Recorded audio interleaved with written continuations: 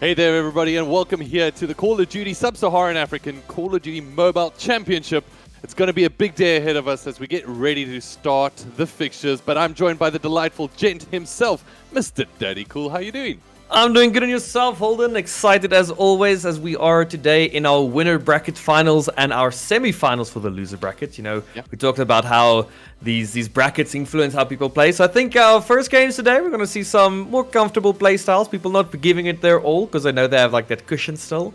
And then later we have our, those last chances. If you're out moment. So I'm excited to see some of the gameplay today. Got some big teams coming up. Everybody is ready today. And excited. The word I have for all of this has just been excited. Well, excited is one that is very apt for this competition because today is a big opportunity for Zero Morse as well as Cyclone Gaming to be able to get their way directly into that finale. And then it's all about fighting through that losers bracket. As you mentioned, we've got essentially that semi-final of the losers bracket taking place where it's Cast Esports taking an incognito. Cast have gone on a run all the way from that round one of the losers bracket. They're going to face a stiff challenge in incognito here later today. That is our game number 2. And if you're wondering what is going on here, why are teams facing off against one another? Well, they're competing in the Sub-Saharan African Championship for Call of Duty Mobile. And one of the biggest things for us is to be able to highlight exactly what they're competing for. And that's the prize pool, of course. We've got 5,000 Rand for first place, 3,000 Rand for second place, 2,000 Rand for third place, and then that MVP award will be awarded to one player that stands out amongst the rest. So we'll be keeping an eye on that and keeping you posted with that at the end of the competition. We actually reach our culmination or our finale tomorrow. So tomorrow at 2 p.m. we'll be going through to the losers bracket final and the grand final, of which matches we'll have to wait and see who makes their way through. Yes, the World Cup's exciting, but Call of Duty Mobile here is just as exciting as we've got some great matches ahead of us. This will be a best of 5 in every single one of these matches. And Daddy, I mean, you came into this from maybe a little bit of a different background from Call of Duty Mobile. What are you thinking of how these mobile players show their skills? Honestly, like I've said, no matter the platform, you can see the skill is there. The positioning, the timing, the angles, the rotations and everything is there, and it's so fun to watch. I love how we always have this map overview. We can see what's happening from both team sides, but they don't. So the decisions they're making with limited information, and sometimes just be like, no, look the other way. You see this flank coming in, but I've been enjoying it very much. Call of Duty Mobile has a huge potential here in South Africa, especially now. Again, we have our South African servers. Can't wait to get our players on the world stage, especially. Yeah. And this is, I believe, a stepping stone to get those players there. And this is just, the beginning. This is the first Call of Duty Mobile Sub-Saharan Africa tournament, I do believe. And there's probably going to be a lot more in the future to come. A lot more in the future, definitely. And especially from our side of things, from ACGL, but also from the Carry First side of things. A campaign that has been running throughout the past, I would say about 2.5 months, almost 3 months now, of being able to bring activations to the local communities in South Africa. And we want to be able to spring those wings even further into the rest of Sub-Saharan Africa.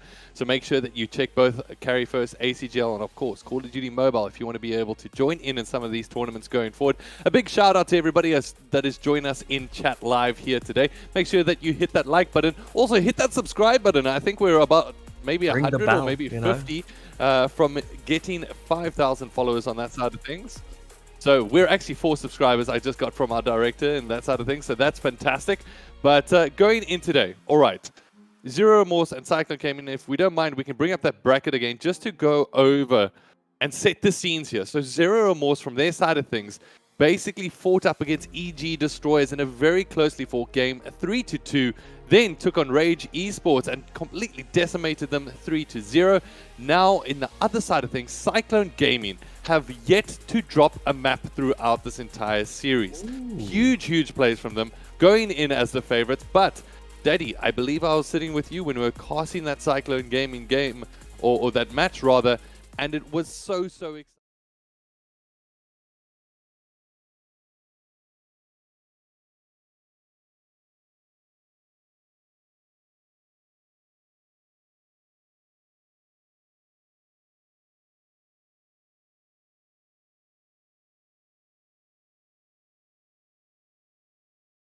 The team to beat at the moment, and probably the most favorited squad going into these finals. Definitely, we saw them just dominating, and just the way they controlled the map, I remember it. It was so insane. So yeah, we'll see. But if you're the star player, everybody's got their eyes on you, right? So they study you. They know, like, if we can figure you out, we can probably take down anybody else. So that might be a detriment to them. We've seen it happen in lots of sports and esports before. But again, if you're just the stronger team, you're the stronger team, and that will show. So we'll have to wait and see how that turns out. But yeah, no, exactly. We have some maps potentially lined up for today. We might be starting it off with some firing range. We talked about firing range. That's going to be some hardpoint on firing range. I love myself some hardpoint. Firing range is such a classic. We've only seen the search and destroy on the firing range, so I'd like to see how that plays. And yeah, I believe... Again, I don't think any teams are going to be holding back. Like we said, there is a bit of a comfort cushion right now as we are in the winners bracket. If you go down, you're not out. Yeah. But you still don't want to even have to worry about that cushion. If you win today, you're in the grand finals. The minimum you can win is...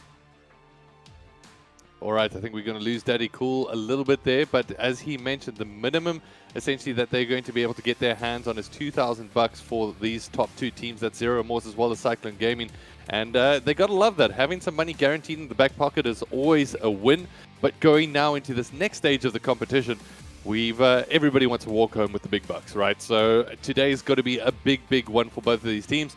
As we mentioned a little bit earlier, firing range is looking to be that map number 1. Then we'll have to wait and see as we go in towards search and destroy as well as control. Then it's back to hardpoint, and then if it goes all the way, we'll go to that search and destroy as well. So it's going to be a potential game number 5. I'd love to find out from your guys' side of things in the predictions in the chat. Who do you think is going to be able to take charge and take dominance in this game? It is going to be Zero Remorse taking on Cyclone Gaming. And we saw that Cyclone Gaming roster just looking so solid from their side of things. When it comes down to exactly who's going to be able to stand out, you know what? This is where the canvas gets laid, the opportunities get put out there, and it's all about who's going to stand up, who's going to be able to raise their hand and be the differential. Only these two teams remain with a life technically remaining in this competition. But they don't want to find themselves falling into the loser's bracket and then falling back down again. Unfortunately, it looks like Daddy Cool. I am here. But okay. Oh, there we go. How's Daddy? Hello. Yeah, no, so one of the big things you have mentioned, hopefully my cam goes on in a second, Zero Remorse has not lost a map, right? So Cyclone Gaming, if they can at least, even if they maybe don't win, right, they can get a point off of Zero Remorse. No, I mean, if the Zero Remorse can get off of Cyclone, that'll be huge. You know how we saw in, Endgame that gods can bleed. If you can make that team bleed, make them drop a map, it shows that. And that just gives you sometimes that hope that, hey, this can be in the bag. So let's see what they're able to bring up.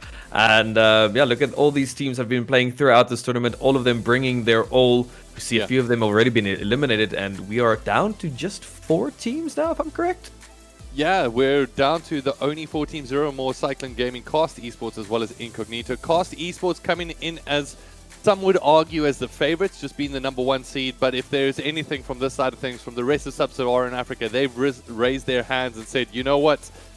The favorites, you can wipe them to the side because we're coming in here to challenge. And Cyclone Gaming as well as Zero Morse have raised their hands up. And it was actually Rage Esports that found themselves taking down Cast Esports early on in the series, and they themselves got taken down 3-0 up against Zero Remorse. So, if anything, the level of competition has really been raised up high, and today it's all just about waiting for when do we jump into that map number 1. So there's one player that still just needs to join the lobby. But yeah, talking about that, sometimes it's so interesting how one team's playstyle can almost dominate, but somehow a team that struggles can have their perfect counter. I've seen that before as I used to play professional Call of Duty myself, where our team was good, but we weren't necessarily the best, but for some odd reason we could beat the best team just because we had whatever they didn't work for them, we had it. And it's such an interesting thing. And if you play your cards right, a team like that can take it all the way. So yeah, hopefully one of the teams that are currently in right now are able to take down Cyclone. Like I said, Cast is one of the favorites, and maybe they just found themselves against a team like that. So let's see if they can keep the momentum. We also saw the losers bracket. Incognito also went into first round of losers bracket, but they've also been fighting tooth and nail to make it to the semi-finals of the losers bracket now. So I kind of find it always, the people who go into losers bracket first, they tend to stick it out to the very end. They do not give up. They feel like, I feel like you have that pressure the whole time underneath you, and that just keeps that momentum up. So I'm very excited for today's games. Let's hope this player gets in quick and we can get the ball rolling. Oh, we just heard he is in, so the left map is going to be loading up, and we are getting ready for game 1 of the winners bracket final here on the Call of Duty Mobile Sub-Saharan Africa tournament, hosted by ACGL and Carry First. Thank you again, guys. If you guys are not on ACGL and you love esports, you have to be on ACGL and love esports. You can't do one or the other. Okay, you guys are doing the work the most here in Sub-Saharan Africa to bring esports to the masses, and you guys are great. Just want to put that out there. Thank you for everything you guys have done. From that side of things, a big shout out, of course, to Carry First as well as Call of Duty Mobile. This partnership bringing so much to the fore for Sub-Saharan Africa's Call of Duty Mobile scene. African servers, or South African servers, the starting point for a lot of things in terms of this entire campaign. And we're looking forward to be able to keep on building this alongside our partners in terms of Carry First. And hopefully, if there is anybody else tuning in from the rest of the Call of Duty mobile scene, hopefully we can put up a show for you with some of the best players going head-to-head. And we get a confirmation of our lineup. So in Easy, Simpsy, Bailey's, Michael, as well as Tony representing there. And then on the other side, Chaos, Akin Josh, Instinct, Sensei, as well as Diehard.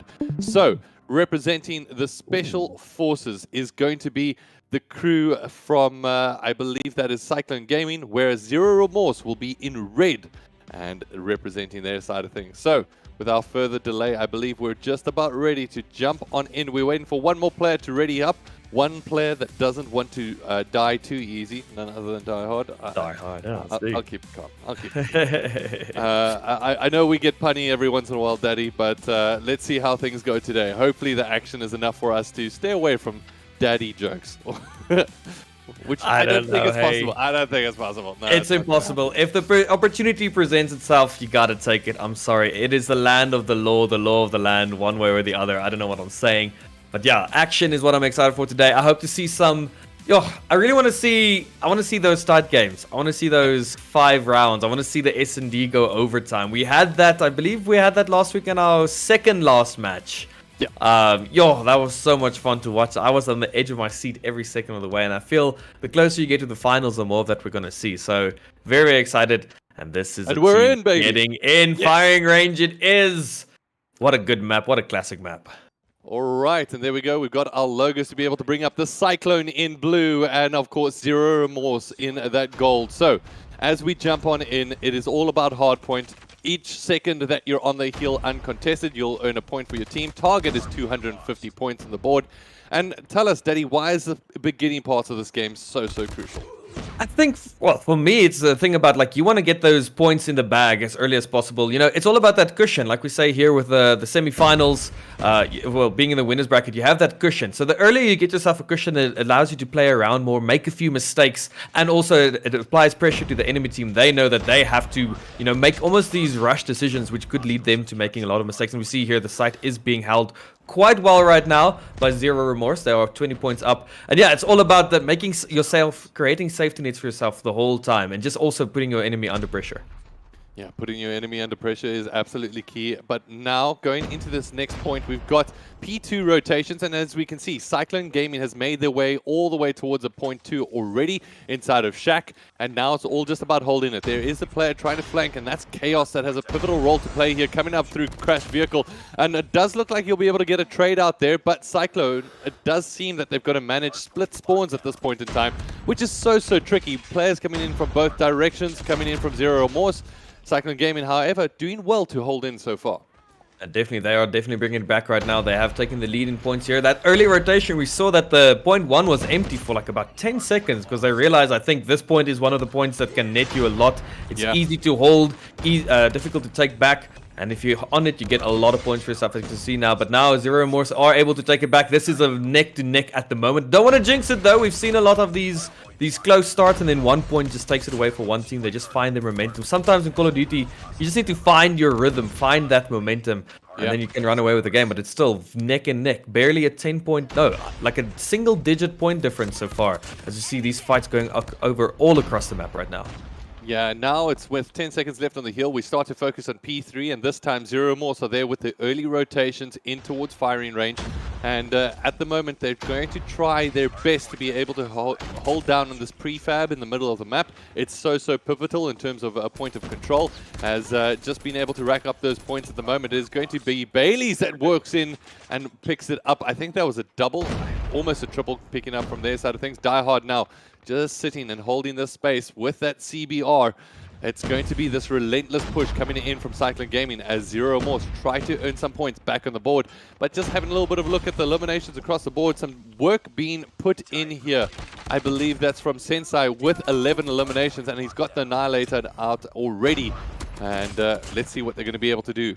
And we've seen the Annihilator do so much work for teams to get themselves a lot of points on the board. Again, the points have been equalized right now, and Sensei needs to see what he can do to get his team back on. He gets the first kill so far, but the Annihilator is finished. We saw some other ones in the kill feed as well. And right now, they're pulling ahead, 20-point lead as they took over that point. That's a quite difficult point to hold. I'm surprised they were able to hold it that well. Actually, Zero Morse had it first. So that was Cyclone taking it back and then not giving it up. So that's really well played. But then we see some pre-fire here. You love to see that, trying to read the plays, read the map. Doesn't read successfully, gets taken out. But there's another Annihilator now in hand. Let's see what they can do this time around with Annihilator. Finds the first kill so far. So satisfying to watch this Annihilator in action. Finds a second kill. That player was doing kill streak things, I do believe. Trying to get an opening for his team to get onto this next point. All right, big plays coming up here from Michael at this point in time. We'll be able to pick up another big kill. So that's, I believe, 4 kills in quick succession. As now we'll turn around and face gunfire in his face. And at this point in time, it's going to give a little bit of an opening for Cyclone Gaming to work their way in. This hill being held predominantly by Zero Morse, who's still been able to tick down points on the board. But at the moment, it is going to be Instinct that picks up the 2-piece. And it is going to be Michael, once again, picking up a 2-piece of his own just to be able to bring it back. This hill, however, gets traded relatively evenly, which means that Cyclone Gaming will be able to retain their lead. And every point that ticks up is going to be more and more difficult for Zero Morse to get back into it. But now the decision gets made of Zero Morse. They're going to try go for these rotations as we go all the way back into the middle of the map at 2P1. E1 is a pretty difficult point to hold. It's very open, a lot of angles and stuff. And now it is a 30-point lead. They've broken the 100 right now, but I don't think that means much. As I see, what I love to see, all these players are pre-firing these angles, these rotations, and that's what you love to see at this very high level of play. It's not about just, seeing somebody to shoot. It's kind of trying to read the map and shooting them before they even get to where you think they will be. And you just love to see those types of plays. We see this Simsi getting some flanks in trying to cut off the rotations to point 1. Nobody's on point 1 right now. It almost feels like point 1 is just like a bait, a honeypot to get players to get yourself some kills. But you need to get on the point. Finally, we have Cyclone here on the point, starting to pull ahead. They've got 40-point lead, almost up to 50 right now. And it looks like a score streak that's on his way right now. Yeah, it does look like score streaks coming in. And as you mentioned, a bit of a honeypot heal in terms of being able to earn those score streaks, as all the players from Cyclone essentially were around the hill, but nobody had jumped in at this point in time. With this heal, it's only around about 10 points that seem to be earned in total. As now we go towards P2, the Annihilator is out, and it doesn't look too good for Zero Morse in terms of their spawns, as they're all going to be bottlenecked down the tunnel side. And this is going to very much play into the hands of Cyclone Gaming. Cyclone is already on the next point, so that is one of the points that you can hold for a lot of points to your name. And we see that player 1 and 4 are cutting off those rotations so well. Player 3 spawning in a good spawn, but I think player 1, I'm reading the mini-map right now because that's look where all the action is. Yeah. It's like a chess game we can see, and it's like we have this information, right? But they are making these decisions on the fly with limited information, and they're doing it so well. It almost looks like they do have that information, and that is how it should look at this pro level of play. You know the map, you know the rotations, you know the spawns, and it's so beautiful to see. They are picking up points. Player 2 here getting close, but gets taken out by Simsi. Simsi right now on Chaos is on 12 kills, Akanosh on 16, Sensei on 21. So they are definitely, this is now obviously on the side of Zero Morse, but then 29 kills on easy. Making it look easy with those kills. So finally, Zero Morse make their way in towards that heal, but with only 10 seconds remain, you can very much call that scrap time. As at the moment, it's going to be Chaos that whips out the claw, and now a great place to be able to utilize it. And doesn't have a lot of time, so used up about half of the time already. We'll turn around and try go for the spray. Doesn't look like anyone's challenging. There we go. Finally picks up 1 kill. The spray and pray weapon inside of these close ranges are fantastic, but Michael comes in with the break. Cyclone Gaming work their way in, And just like that, it's going to be another opportunity for Cyclone Gaming to extend their lead even further. It's not looking good for Zero Remorse, who were going pretty much tit for tat for most of this game, but find themselves falling behind here. And Cyclone Gaming really have shown another level, another advancement in terms of their skill set going up against the Zero More squad. We can definitely see why Cyclone has not dropped the map. They seem to figure out their opponents really well. And like we said last time we were spectating their match, they control the map. They have 2 players on point, and then the other 2 are doing their job of controlling the flow so well. It's so difficult to deal with. It's tough for them to even get on the point. By the time you have a player that's on the point, he's half HP, and then the people on the point can just make sure that that player gets eliminated. And right now, it seems to be happening again. Look at the map right now. So spread out, and there's so much control, if you will, on this hard point. I know it's not control. Damn it, the pun didn't work. I missed an opportunity here. But right now, 207, and it looks like our team on Zero Remorse are not going to be getting that 100 right now. But I do believe they will break the 100 mark, so we're not going to see that. But again, Chaos doing so... Storm doing so well to just dominate right now. Yeah, and as we have a look, ooh, a triple, Michael, you dirty boy, as managed to pick up 3 eliminations in quick successions using that Annihilator to the best of his ability.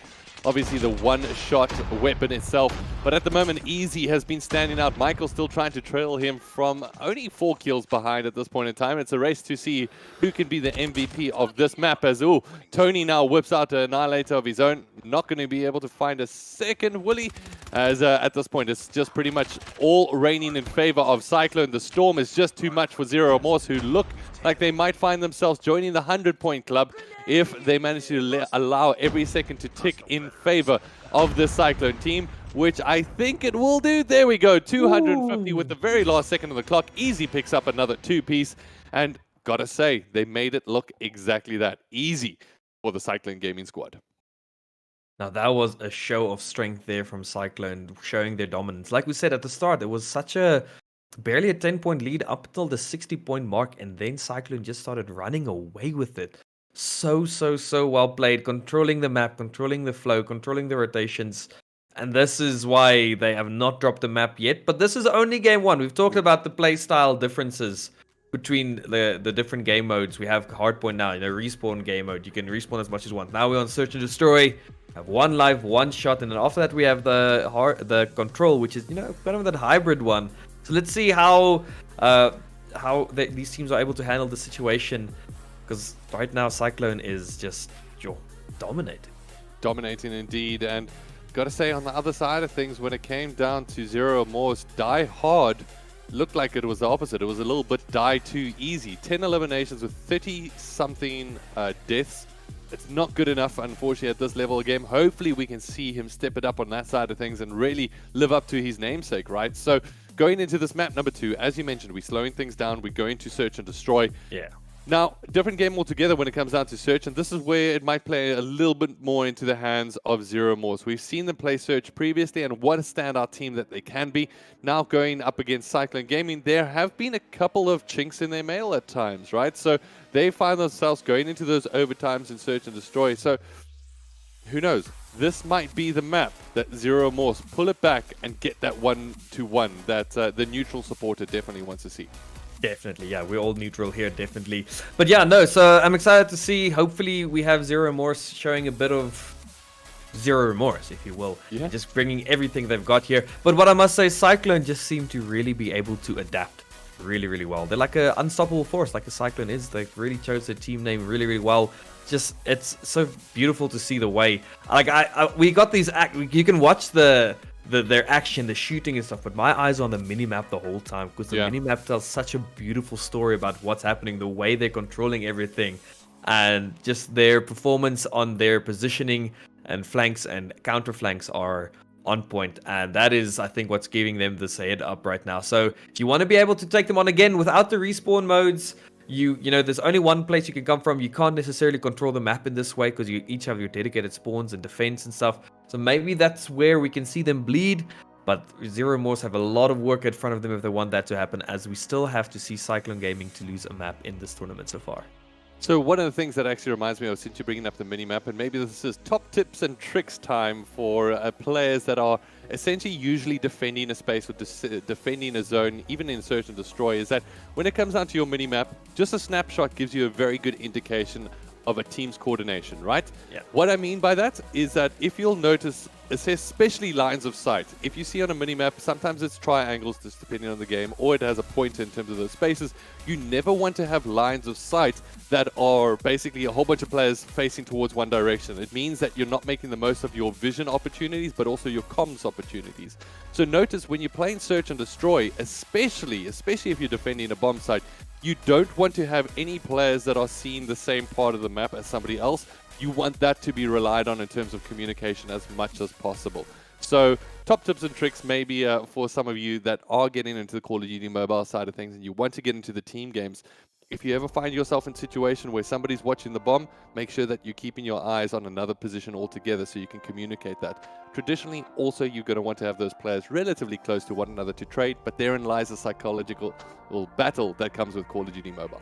Yeah, definitely. You have to choose if you want to go and cut off a flank so you can get early information for your teammate or back him up immediately. You know, there's all of this valuable choices you have to make, and that's what teams and players do to set themselves apart. That's why there's no one best team. Like I said, a weaker team can just have that strategy. It just counters one of the best teams, and that's what makes it so interesting and so fun to watch and to cast and be part of. And yeah, like you said, you never want to be watching the same area. It's like, it's all about the intel as well, the comms, like you mentioned. You want to give your team as much intel as possible. If you look at score streaks in Call of Duty, your advanced UAV is as valuable as the gunship, just because intel is so valuable, and they do realize this as we head on to Summit Search and Destroy. Now, this is a classic Search and Destroy map. I'm excited to see. We saw some beautiful snipes. We were talking about MVPs earlier. So who was... I can't remember the player's name, but their sniping on this map was legendary. It was so beautiful to watch.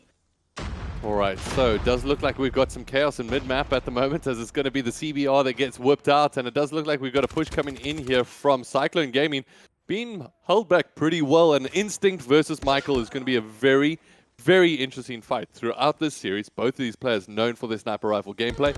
But at the moment, it's going to be Tony pushing up at the top HQ. And at this point, it is currently a 4v3 situation, sitting in favor of the defending team. That is Cyclone Gaming. However, Zero More still have some opportunity to be able to play here. But Chaos gets knocked down. That is his nice trade with Easy. And it brings it down to a 2v1 situation. Guava left all alone. Let's see if Guava can make this play for his team. He does have the bomb on him, so he could rotate if he wants, but right now it's going to be a tough rotation. He's got a lot of time on the clock, 1 minute. If he can, he doesn't know this, but they're very, very split right now. He might have spotted that one player. If he can get that one pick off, make it a 1v1 for himself. Actually, I'm surprised that the team of Cyclone aren't getting together, but they're probably trying to cover the bomb sites right now, and there the gun skill just wins it. Easy today is on fire. Yeah. How many kills did you have the previous match? 37. That is a lot of kills. I take notes, Steady. I don't have my note. I don't have a note with me. Damn it! I'm gonna go get my note in our break because these notes are so valuable. Because these players are making so many interesting and powerful plays that you do need notes. You can't just remember all the things happening right now. As we see, they are opting for this B site this time on the side of Zero Remorse.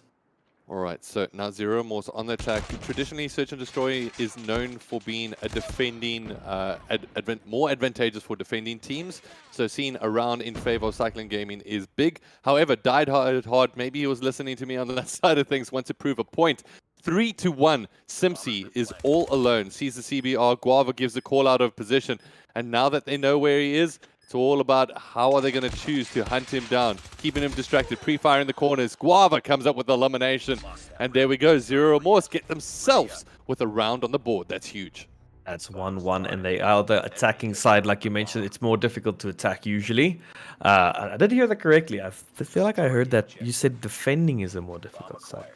Traditionally, defending is easier. Yes. Attacking is more difficult. That is what I agree with. Yeah, something my brain processed incorrectly. But yeah, as we see now, it is 1-1, getting points every round on attack is, again, almost a safety net. It's that cushion we were talking about that's so valuable. Oh, my word, was that a snipe? Ooh. Michael, yeah, that's the player I was talking about. That man with his sniper is definitely a top contender for me for the MVP so far. We've seen such beautiful clutches. I think he had that 1v4 ace with the sniper. Yeah. In the last time, it's just so beautiful to watch. The sniping in Call of Duty is nothing comes close to it, honestly. But let's get back to the action right now. It is a 1v3 situation. Die Hard needs to try and not die, but Easy, he makes him die easy. Oh no, he did it. I did it. The opportunity was there. Opportunity was knocking and Daddy slammed through the door. Now it goes Cyclone Gaming to finally manage to establish that 1 round lead again. They'd love to be able to double that now with the opportunity to be able to defend the site.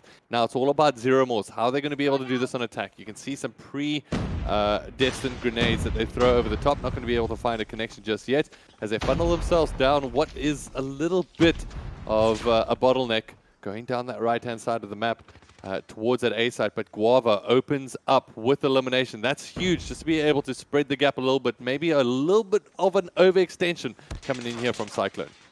Definitely, once you get the momentum, sometimes you can, get overconfident, and then if you're able to punish that overconfidence, that is such a good thing to do.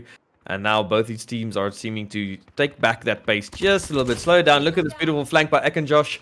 He gets that to get back up his teammate. And that is beautiful comms from them both. And they are completely overwhelming Easy right now. He's good, but he can't take down 5 players. Look at Bailey's coming in with this another beautiful flank.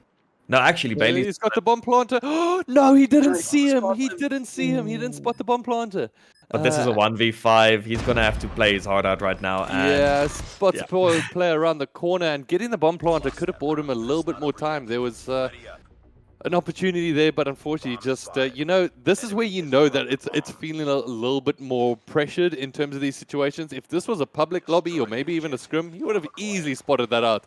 But just these moments that builds that excitement, that tension, you've got to be able to handle it. And this is where we might see a separation between these two teams. The Zero Morse pull it right back with another attacking round going in their favor. Absolutely huge.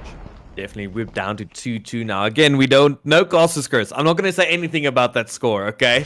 let's just focus on each round as it comes right now. We have here the snipers actually contesting each other here down mid. This is Instinct versus Michael. No Castle Curse. I'm going to say nothing. I'm just going to watch and cast all the action as it happens right now. Michael getting a beautiful flank right now. They're taking a lot of control on this map, on this side, on the defense right now. And that's, again... Hey, and definitely, as we see, it's now a 4v4. These are beautiful trades at the moment. Nobody's getting traded out for nothing, and it's a slowdown. Every single time we see the team of Zero Morse take a round, both teams just slow it down beautifully. Look at that. Michael finds himself an opening right now, and suddenly it's a 1v4. Wasn't it 4v4 like a second ago? Pretty sure it was. So quickly, but Instincts pulls it back, and now trying to find a secondary weapon to be able to pick up. Oh, there we go. Finds the CBR in hand. There are players above him. And now turns around. Oh, Simpsy hunts him down, gets his man. And now it's going to be another round. Cyclone Gaming take the lead. A little bit of a back and forth on the search and destroy. And it's feeling very much reminiscent of some overtimes that we've had the pleasure to be able to share. We love some overtime on search and destroy right now. As we saw there, everybody was live, 4v4, but then Cyclone just collapsed. I felt like they were just getting ready, like a stealth of James Bond movie or something, and everybody's getting into position for that execution. Because it was 4, and then we saw Michael take a shot, and then suddenly there were like 4 people dead, and like, did he get like an ultra colat? No, they just played that while in their positioning. There we see a trade. Wait, wow. I can't tell stories. They're collapsing right now. And they are pulling away for the first time with a 2-point lead so far. It's been 1-point leads.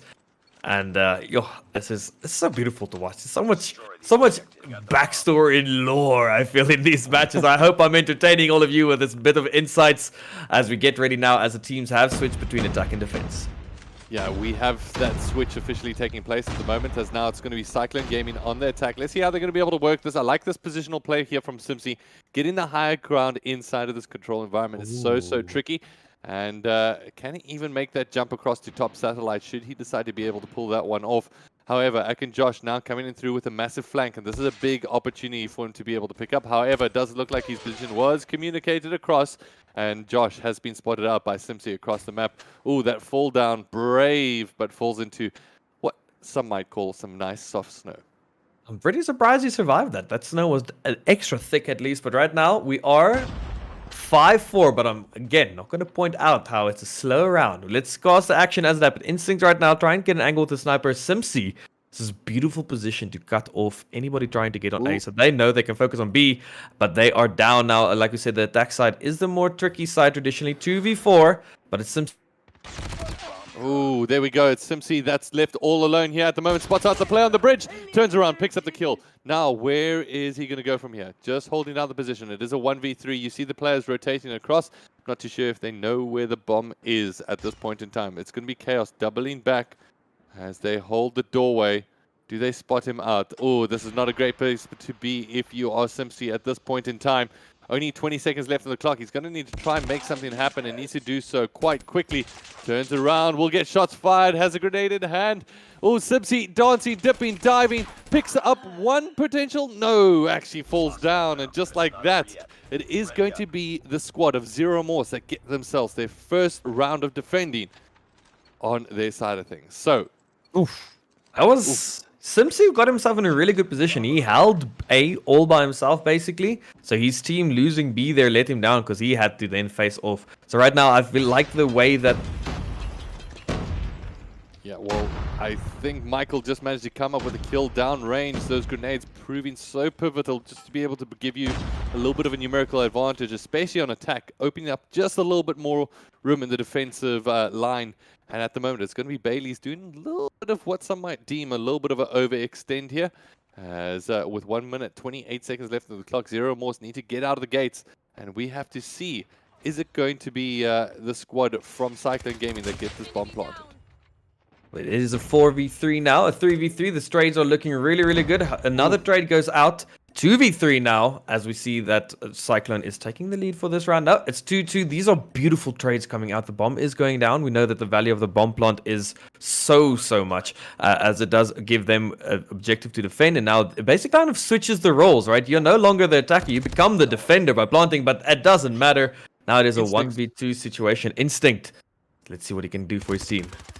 Oh, get some shots fired. Needs to follow up. Oh, there's players on either side. They both go for the challenge. Really, really well played there on defending that line of sight. The one player went low. The other player utilized the bomb for some additional cover, making it very, very difficult. Having to split your bullets is sometimes a little bit too tricky, as Instincts got left essentially waiting on that side. It's Cyclone Gaming that are now just 2 rounds off of picking up this map.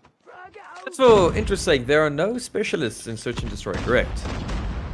There are no specialists. No, we've got annihilators here in terms of weapons. Oh, okay. I was intrigued, actually. I haven't really seen the specialists in the Search and Destroy come out. But yeah, that's Search and Destroy, again, such a beautiful tactical slow mode. And there we see that there is 1 death on the side of Cyclone so far, that they did get traded out every single time. These trades are so beautiful and on point.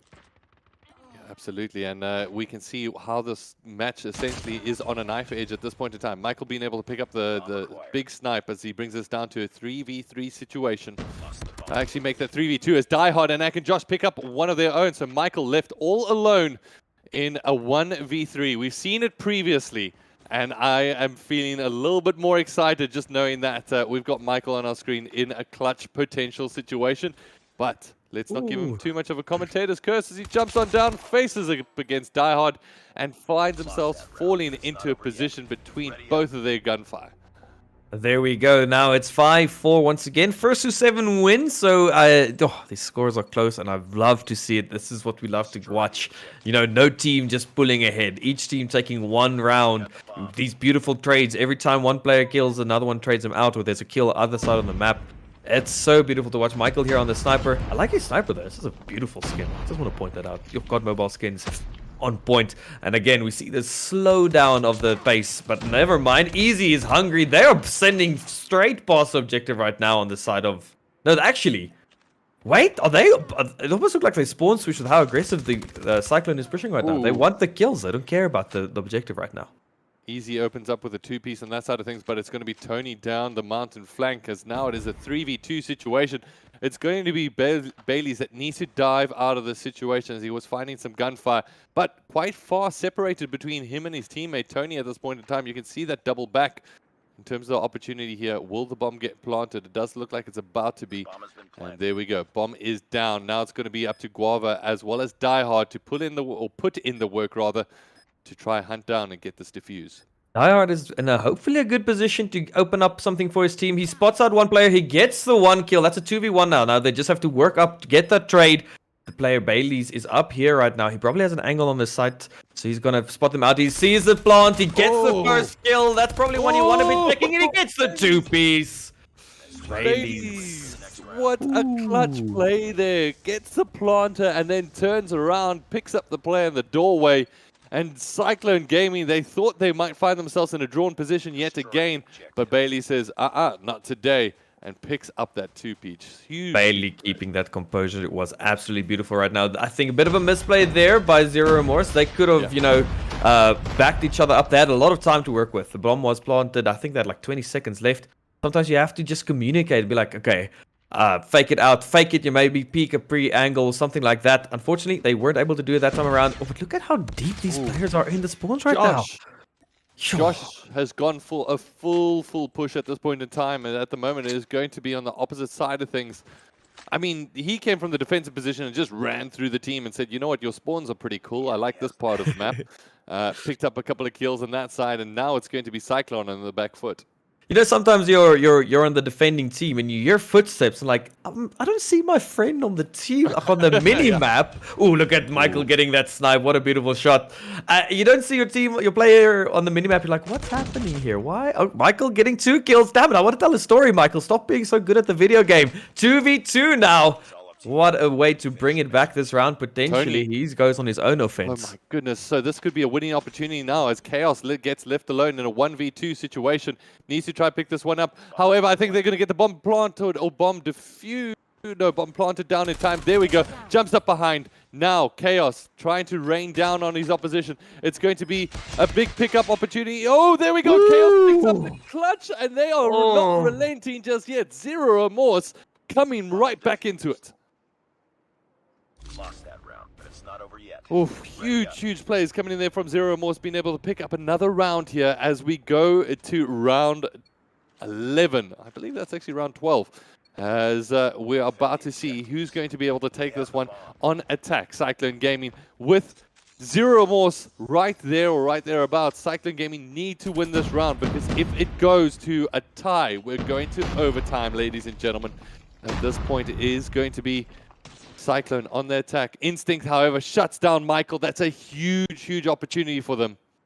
Yeah, if there's somebody you want to shut down, it's definitely Michael on that sniper. And that is a beautiful opening situation right now. We are 5-4 ahead. They are on the defending side. They just have to keep their composure right now. Don't overextend. We see Instinct is looking for that pick off for that player that gets just a bit out of position but doesn't find that pick just yet.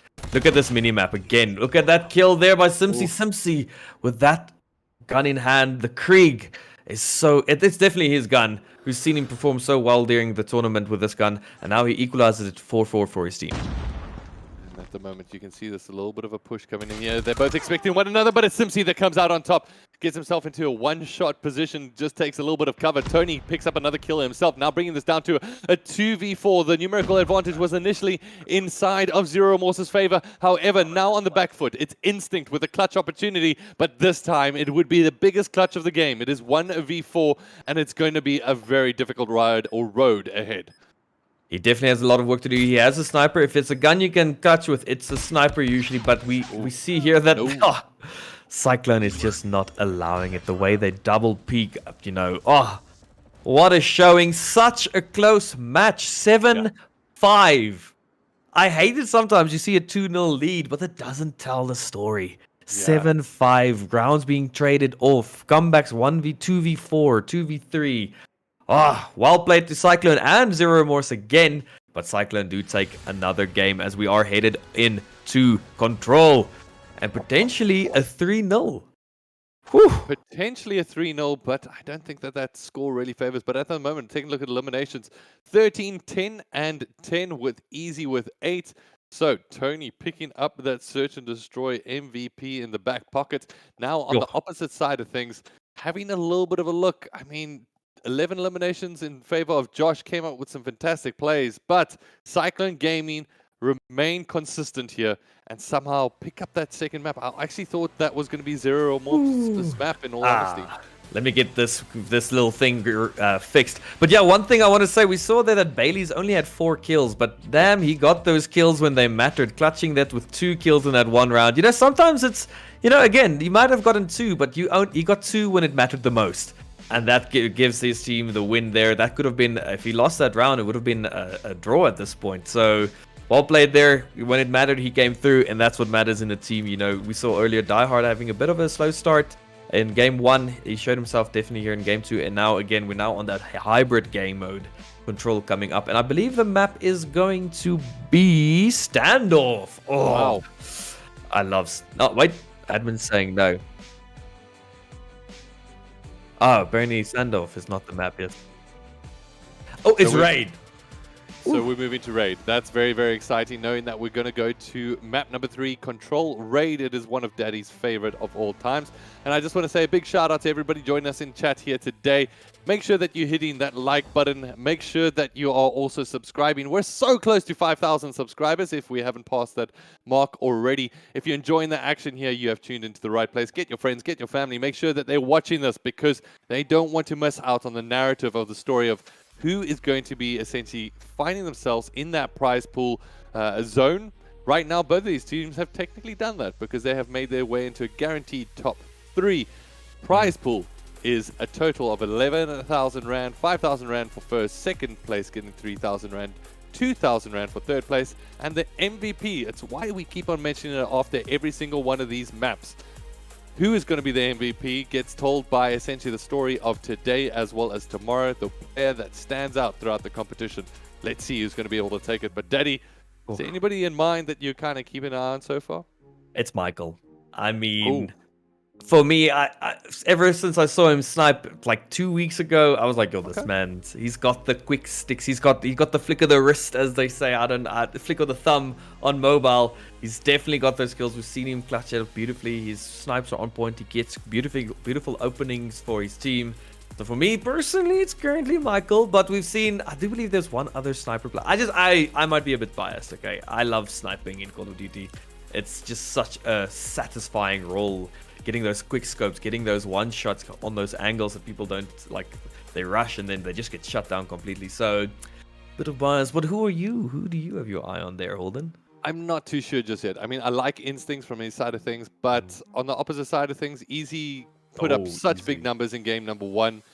Search and Destroy not too far behind with 8 eliminations compared to, I believe, Michael and Simpsons both had 10, and then Tony had 13. So it's going to be a very, very tightly fought contest, but we're keeping an eye on it. We are tracking it from our side of things, and we will keep you posted throughout this weekend. We've got some action of the losers bracket final as well as the grand finals kicking off tomorrow at 2 p.m. Central African time. But today it's all about the winners bracket final and the losers bracket semi-final. I guess that's what we name it on our side of things, where we've also got a stellar match. So if you're just joining us, the action has just begun. You are not missing out, but it is maps 2 in favor of Cyclone Gaming to Zero Remorse, who have a very big uphill reverse sweep to be able to try take on.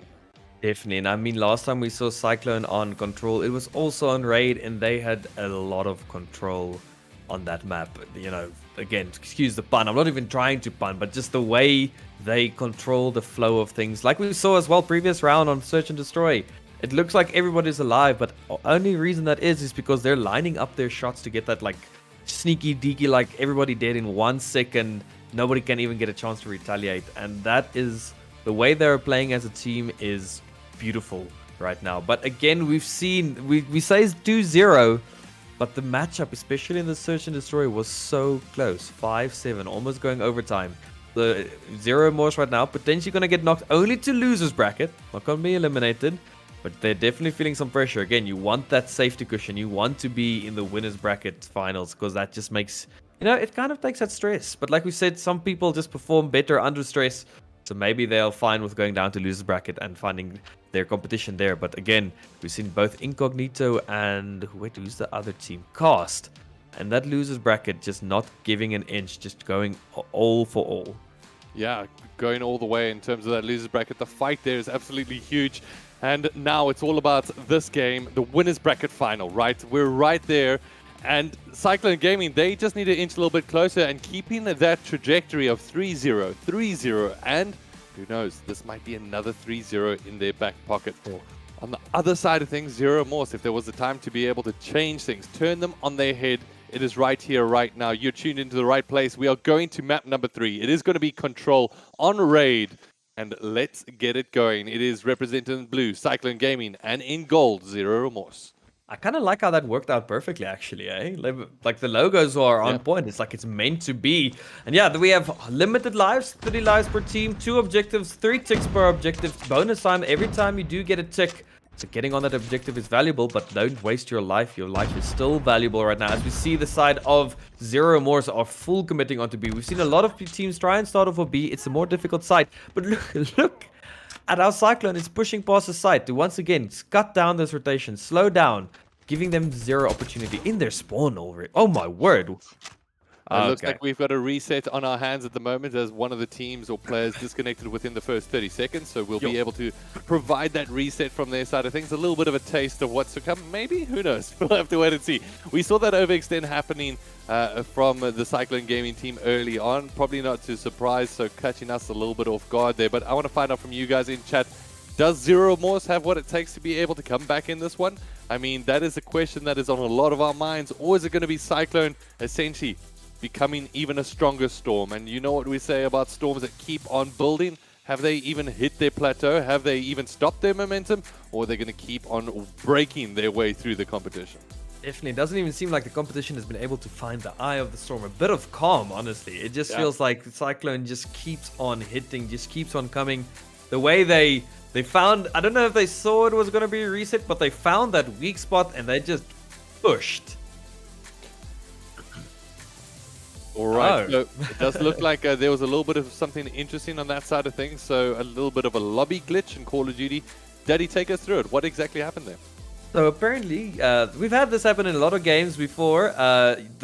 Both teams could hear the other team's comms. It's like it was an open comm lobby. Oh, I've had that happen in Call of Duty. I've had that happen in Dota. It's like, oh, that guy is pushing there. You know, you always hear these. But more important, on this competitive level, it's not about the insults being thrown. It's about the communication being like, okay, guys, let's full push this A. As we've talked about, communication is probably more powerful than any gun in Call of Duty. Working together as a team, it just gets you the win so well. And again, Cyclone right now has been the team that seems to be working as a team, as a unit, so well right now. Yeah, and I don't know what it's going to take to stop down that Cyclone. I mean, usually Cyclones going over a land mass, a large mass of land will slow them down. But at this point in time, they just keep on building and building. And I don't know when they're going to be able to get slowed down. So Cyclone, let's see, in this control, maybe this is the moment that things turn around. They are still yet to lose a map throughout this series. And it kicks off, and it does look like both these teams have essentially started running out of the gates. So that means that we're not going to have another reset. Definitely, and I see here that Zero Morse actually do opt to split themselves up a bit more this time. You know, that full commit can work, but if there's so much head glitches here, especially on this statue, that it's really difficult to push into, as we see how the team of Cyclone are trying to fill out the map, find out where Cyclone are on the map, and they get themselves onto B, get a few points, but they haven't killed any of the players yet. They get traded off immediately without getting a tick. As player instinct here is in a decent position to hopefully cut down rotations against Cyclone, but it's not finding them. Cyclone just playing their positionings and angles so well. Yeah, we're really playing these positions well, but having a little bit of a look at the scoreboard, it's currently pretty much tied up in eliminations as they keep on trading out time and time again. The trophy systems have landed their way inside of this B site, and now it's just down to how long can Zero Morse hold it. They're trying to earn these ticks, but when Needy has walked their way in, picks up a one-piece. Chaos, however, gets traded out there with Easy, and it does look like Zero Morse are going to be on the back end of that gunfight. Almost looked like they were going to get that tick, but the way Life was playing that statue was beautiful. It was just keeping them off, slowing them down. The way he's playing it is such a beautiful thing to see. He's not overextending, showing his body as he peaks these fights. And look at that, his teammates are also backing him up so well. He can stand up there in this open position with confidence. Look at that, he gets another kill. Easy, calm down, friend. As he is keeping B is his home, and he does not like intruders. Does not like intruders indeed at the moment. As you can see, Bailey's locked up with his cash in the back pocket. looking to be able to take this round number 1 inside of this control. 10 lives is all that remains inside of And Zero 5 Morse. seconds. Yeah, they don't have a lot of time. They need to be able to come up with a hold here as the team finally makes their way inside of the B site. But it's all about how can Cyclone shut them down. The player inside of Laundry is none other than Life and has been putting in some proper work to pick up these eliminations. Well, there goes 2 ticks onto B, so they do manage to get themselves some ticks. And looks like the third one is going to come out. That is them just keeping their composure, pushing past. So Akinjosh actually gets that player. It did not look like it was going to. And now they're in the game again. They have a minute to work with A. So now they only have one objective, but they are behind. Actually, they're not even that behind on lives anymore. They were quite behind.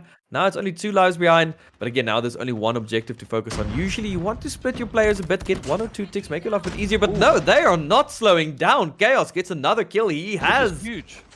Was that the Annihilator in his hand? Oh, no, it's just his pistol. I thought he has the drone in his hand, so he could get himself a clearing kill there.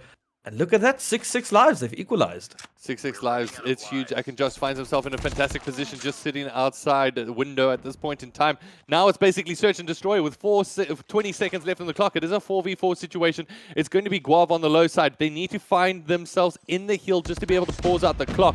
The more time that they don't spend pushing towards the site, the more that they're going to find themselves losing out on this one. It is 3v4 situation. Cyclone Game pick up another kill. 2v4. It's now going to be Akinjosh that has some big work to be able to do. There's a player inside of Cash. We'll be able to pick them up. 4 seconds. The clock gets paused out for now as they jump their way in towards Tiki. Akinjosh falls down 1v4. Just like that, Cyclone gaining clean up what got very, very messy. Oh, again, that's 1-0, but it doesn't tell the story. It went down to 4-4 there. Such a close way. And we actually saw that, I do believe that Zero Morse noticed that. They pushed through mid. They did not care about going A. They wanted to, chip into their lives in the bit, and they did it so well. But in the end, again, the composure from Cyclone is there. He has an Annihilator in hand, and that's going to be some early easy. He gets another kill. Easy. Take it easy, son. At the moment, walking around with this Annihilator and putting in some work. Finally, it's going to be Akinjosh that shuts him down. They've jumped in towards the site, on towards A. And right now, Diehard bringing up some revenge of his own.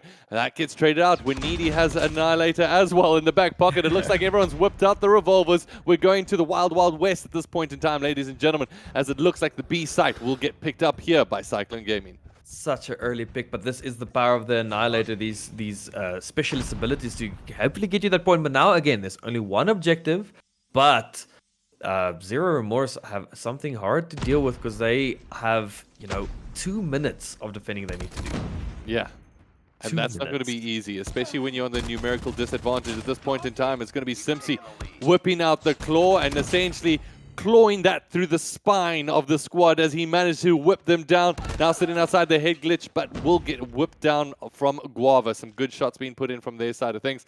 Guava has the claw in of his own, so looks like everyone's going to be able to bring out their weapon proficiencies here today, as now it's going to be Life that falls down up the hill. This is looking good here for Zero Morse, who are managing to come up with a hold. Definitely. Again, these are such close trades. The lives have equalized once again. They're keeping them off the site. The trophy systems are going down.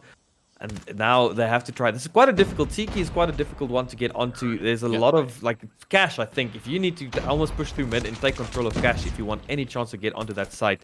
And right now, they're on the uptick to do that. As the player number 5, Diehard, is really holding well for his team here. Yeah. And it's just about knowing the flow of the map. Life gets in pretty deep on the site, though. And this could be huge for them for some points. But he gets black holed? Don't know. I've never seen anybody shoot that gun. I just see it happen the whole time. And right now, Instinct in Tiki spots out 2 players in water. Just trying to beam them down, keep the suppressing fire down. Spots out another one. Not hitting his shots right now. Oh, Instincts just unfortunately not being able to rely on that alone in order to be on target. But it does look like finally the numerical advantage has been equalized as Akinjosh whips out the Annihilator, said it's a time to do some work and whips it out. Oh, gets a shot down at range. There's a player jumped in top window and now sits inside of Tiki. It looks like a little bit of a reverse coming in here from the squad of Zero Remorse, who come up with a much stronger defense here on the A site in comparison to B. No, definitely 30 seconds left. They have the life advantage right now, and they're really slowing down the push of Cyclone. And this is what you love to see. But look at this dedicated push through mid. They've realized that Cash is their weak point where they need to try and get through. But it did it a bit too late. Easy is in here. He gets the head glitch player off. They have 4v6 lives, but if there's a team who can bring this back, it will be the team of Cyclone. And there, another one falls. It's now a 4v5. Ooh, Die Hard finds himself jumping through the window, a window of death seemingly, as the 3 Cyclone players burst out and get ready to relent down the way towards the basketball side. 4 seconds left on the clock. It is a 4v4 situation. Ak and Josh comes out for the trade. The B-ball players get left inside. It's Instincts trying to dive his way through, and look at that! Zero Remorse turned it on its head to get a defensive round.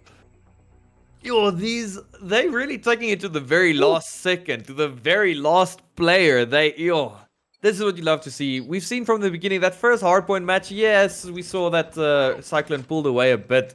But on Search and Destroy, you could definitely see these teams are definitely neck and neck when it comes to skill and ability. And now it's on a 1-1 right now. Look at that. Cyclone taking 3 early kills, keeping the team of Zero Remorse off. But Guava is not allowing it. Just the way that Cyclone pushed together. We saw them 3 pushing through at that window. You know, they pushed through as a unit. Yeah, they're overextending, but they're overextending together. Apes together strong. If there's one tip I can give you, if someone is making a bad move, if everybody makes a bad move together, it could just work out. Look at how they're controlling this. The kill feed is blue right now for Cyclone, and maybe they figured out their opponent once again, as we've seen them do so many times. Look at the map control right now. They're keeping them in spawn. My word. Yeah, keeping them in spawn, and now this becomes a very, very difficult position for them to be able to get out of, and it's going to be Winidi that whips out the Annihilator, says, you know what, you thought that was difficult, they've made it even more so. At the moment, it's going to be Guava that comes up with the trade, the only player that pushed in towards that B-bomb side earlier and managed to stay alive. Now, on the opposite side of things, the Hellstorm missile is going to be able to bring down 1, and it's going to be Simpsy down this left-hand side with that Krieg 6 being so accurate with that in the past. And look at that amount of eliminations, 12 to 25 left inside. Cyclone just came out swinging. They came out angry. I feel that Zero Remorse really need to give up on this B commit, because it's just costing them lives right now. The A side is so open, and unfortunately, again, we have all this inside. They have 12 seconds left. Try and get on A, guys. It could work for you. Ak and Josh gets that 1 kill off, but there's just not enough time on the clock. 5 seconds left. They are fighting against time, and it is not in their favor right now, as we see Bailey's is pushing into spawn again, and they take 2-1. That was a... Wow. That round... Oh. Cyclone they just get their energy, and then... whatever they do it well. I'm at a loss for words. I kind of feel the same way at this point in time, but Cyclone Gaming now on the attacking side, this does seem to be a map favoring the defensive team so far. Every single defensive round has been picked up. Life whips out the Annihilator, going to be able to take down Die Hard at range. Now, on the opposite side of things, let's see what is going to be able to happen now that they're picking up this B side. Last time they picked it up quite easily.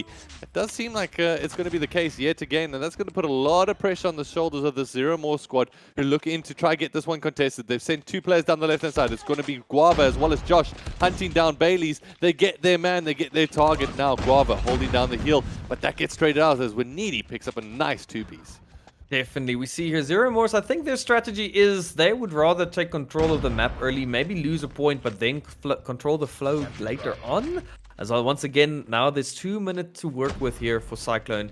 And I don't know if you want to give them that type of time. The previous round, yes, but now they know that they need to get into money to be able to control the situation, and it seems they're going to be able to get into money. And it's, look at the map, they are taking over A, and they're keeping the team of Zero Remorse in spawn. Ooh. Annihilator in hand, but does get killed eventually. But look, they're all in spawn, so 3 ticks are going off right now for Cyclone. Look at this, they're just controlling the map. I'm saying, every time I say control, take a shot, ladies and gentlemen, because that is what Cyclone is doing. They are just controlling the map. The Cyclone has built itself up into top position at this point in time. The Gravity Vortex does get thrown out. Will be able to pick up the kill when Needy picks up a nice 2-piece with the Predator. And at this point in time, it's going to be Instincts finally finding his aim, finding the targets. We've seen them pull it back in the past, but now this is going to really rely on the shoulders of the squad of Zero Remorse that are now only down to 6 eliminations. Ooh, that is going to be a tough one with the Annihilator in the back pocket. Ak and Josh picks up a kill of his own, 13-6. All with us to play outside of Tiki and B-Ball. Every life now matters. Now you're just playing against lives. Your life is so important. You need to get killed without getting killed.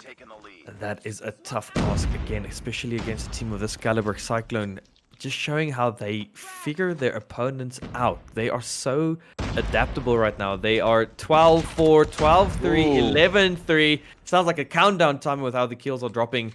And now they can get the ticks, but they want the kills. They do want those kills in the back pocket at the moment. It's going to be so difficult. Ak and Josh versus Die Hard. I mean, Ak and Josh and Die Hard versus essentially a 9-man squad at this point in time. I'll actually make that 11-man squad since they got money and lives in the back pocket. At this point in time, Ak and Josh get shut down, and Cyclone Gaming remain consistent to get another 3-0 win. But I feel like the story doesn't really get told fairly to these teams that have been facing these 3-0s. They have been nail-biting, to say the least. Nail biting, definitely. Especially like there are rounds where these teams are showing what they're capable of. But again, I have to give credit where credit is due. Cyclone figure out their opponents, find that chink in their armor, and they just jump on it. They just get in there and they destroy their opponents. It's such a the round starts slow, the advantage starts slow, and it's like kind of trying to figure it out. And then once they figured it out, they just pounce and they dominate. That last 2 rounds was such a dominant showing there. Cyclone Gaming still to lose a map at this point. Still to lose a map, but now they progress all the way through to those grand finals tomorrow. So they've made it. They get to chill. They've got themselves a guaranteed, I believe, 5,000 or 3,000 Rand. So guaranteed 3,000 Rand in cash, just depending on their performance. And even now with a little bit of an advantage going into that one, knowing that a team that comes up through the losers bracket has to beat them twice. I'd love to see, I don't know if we still have the scorecard from the previous map, just to see exactly where we stand.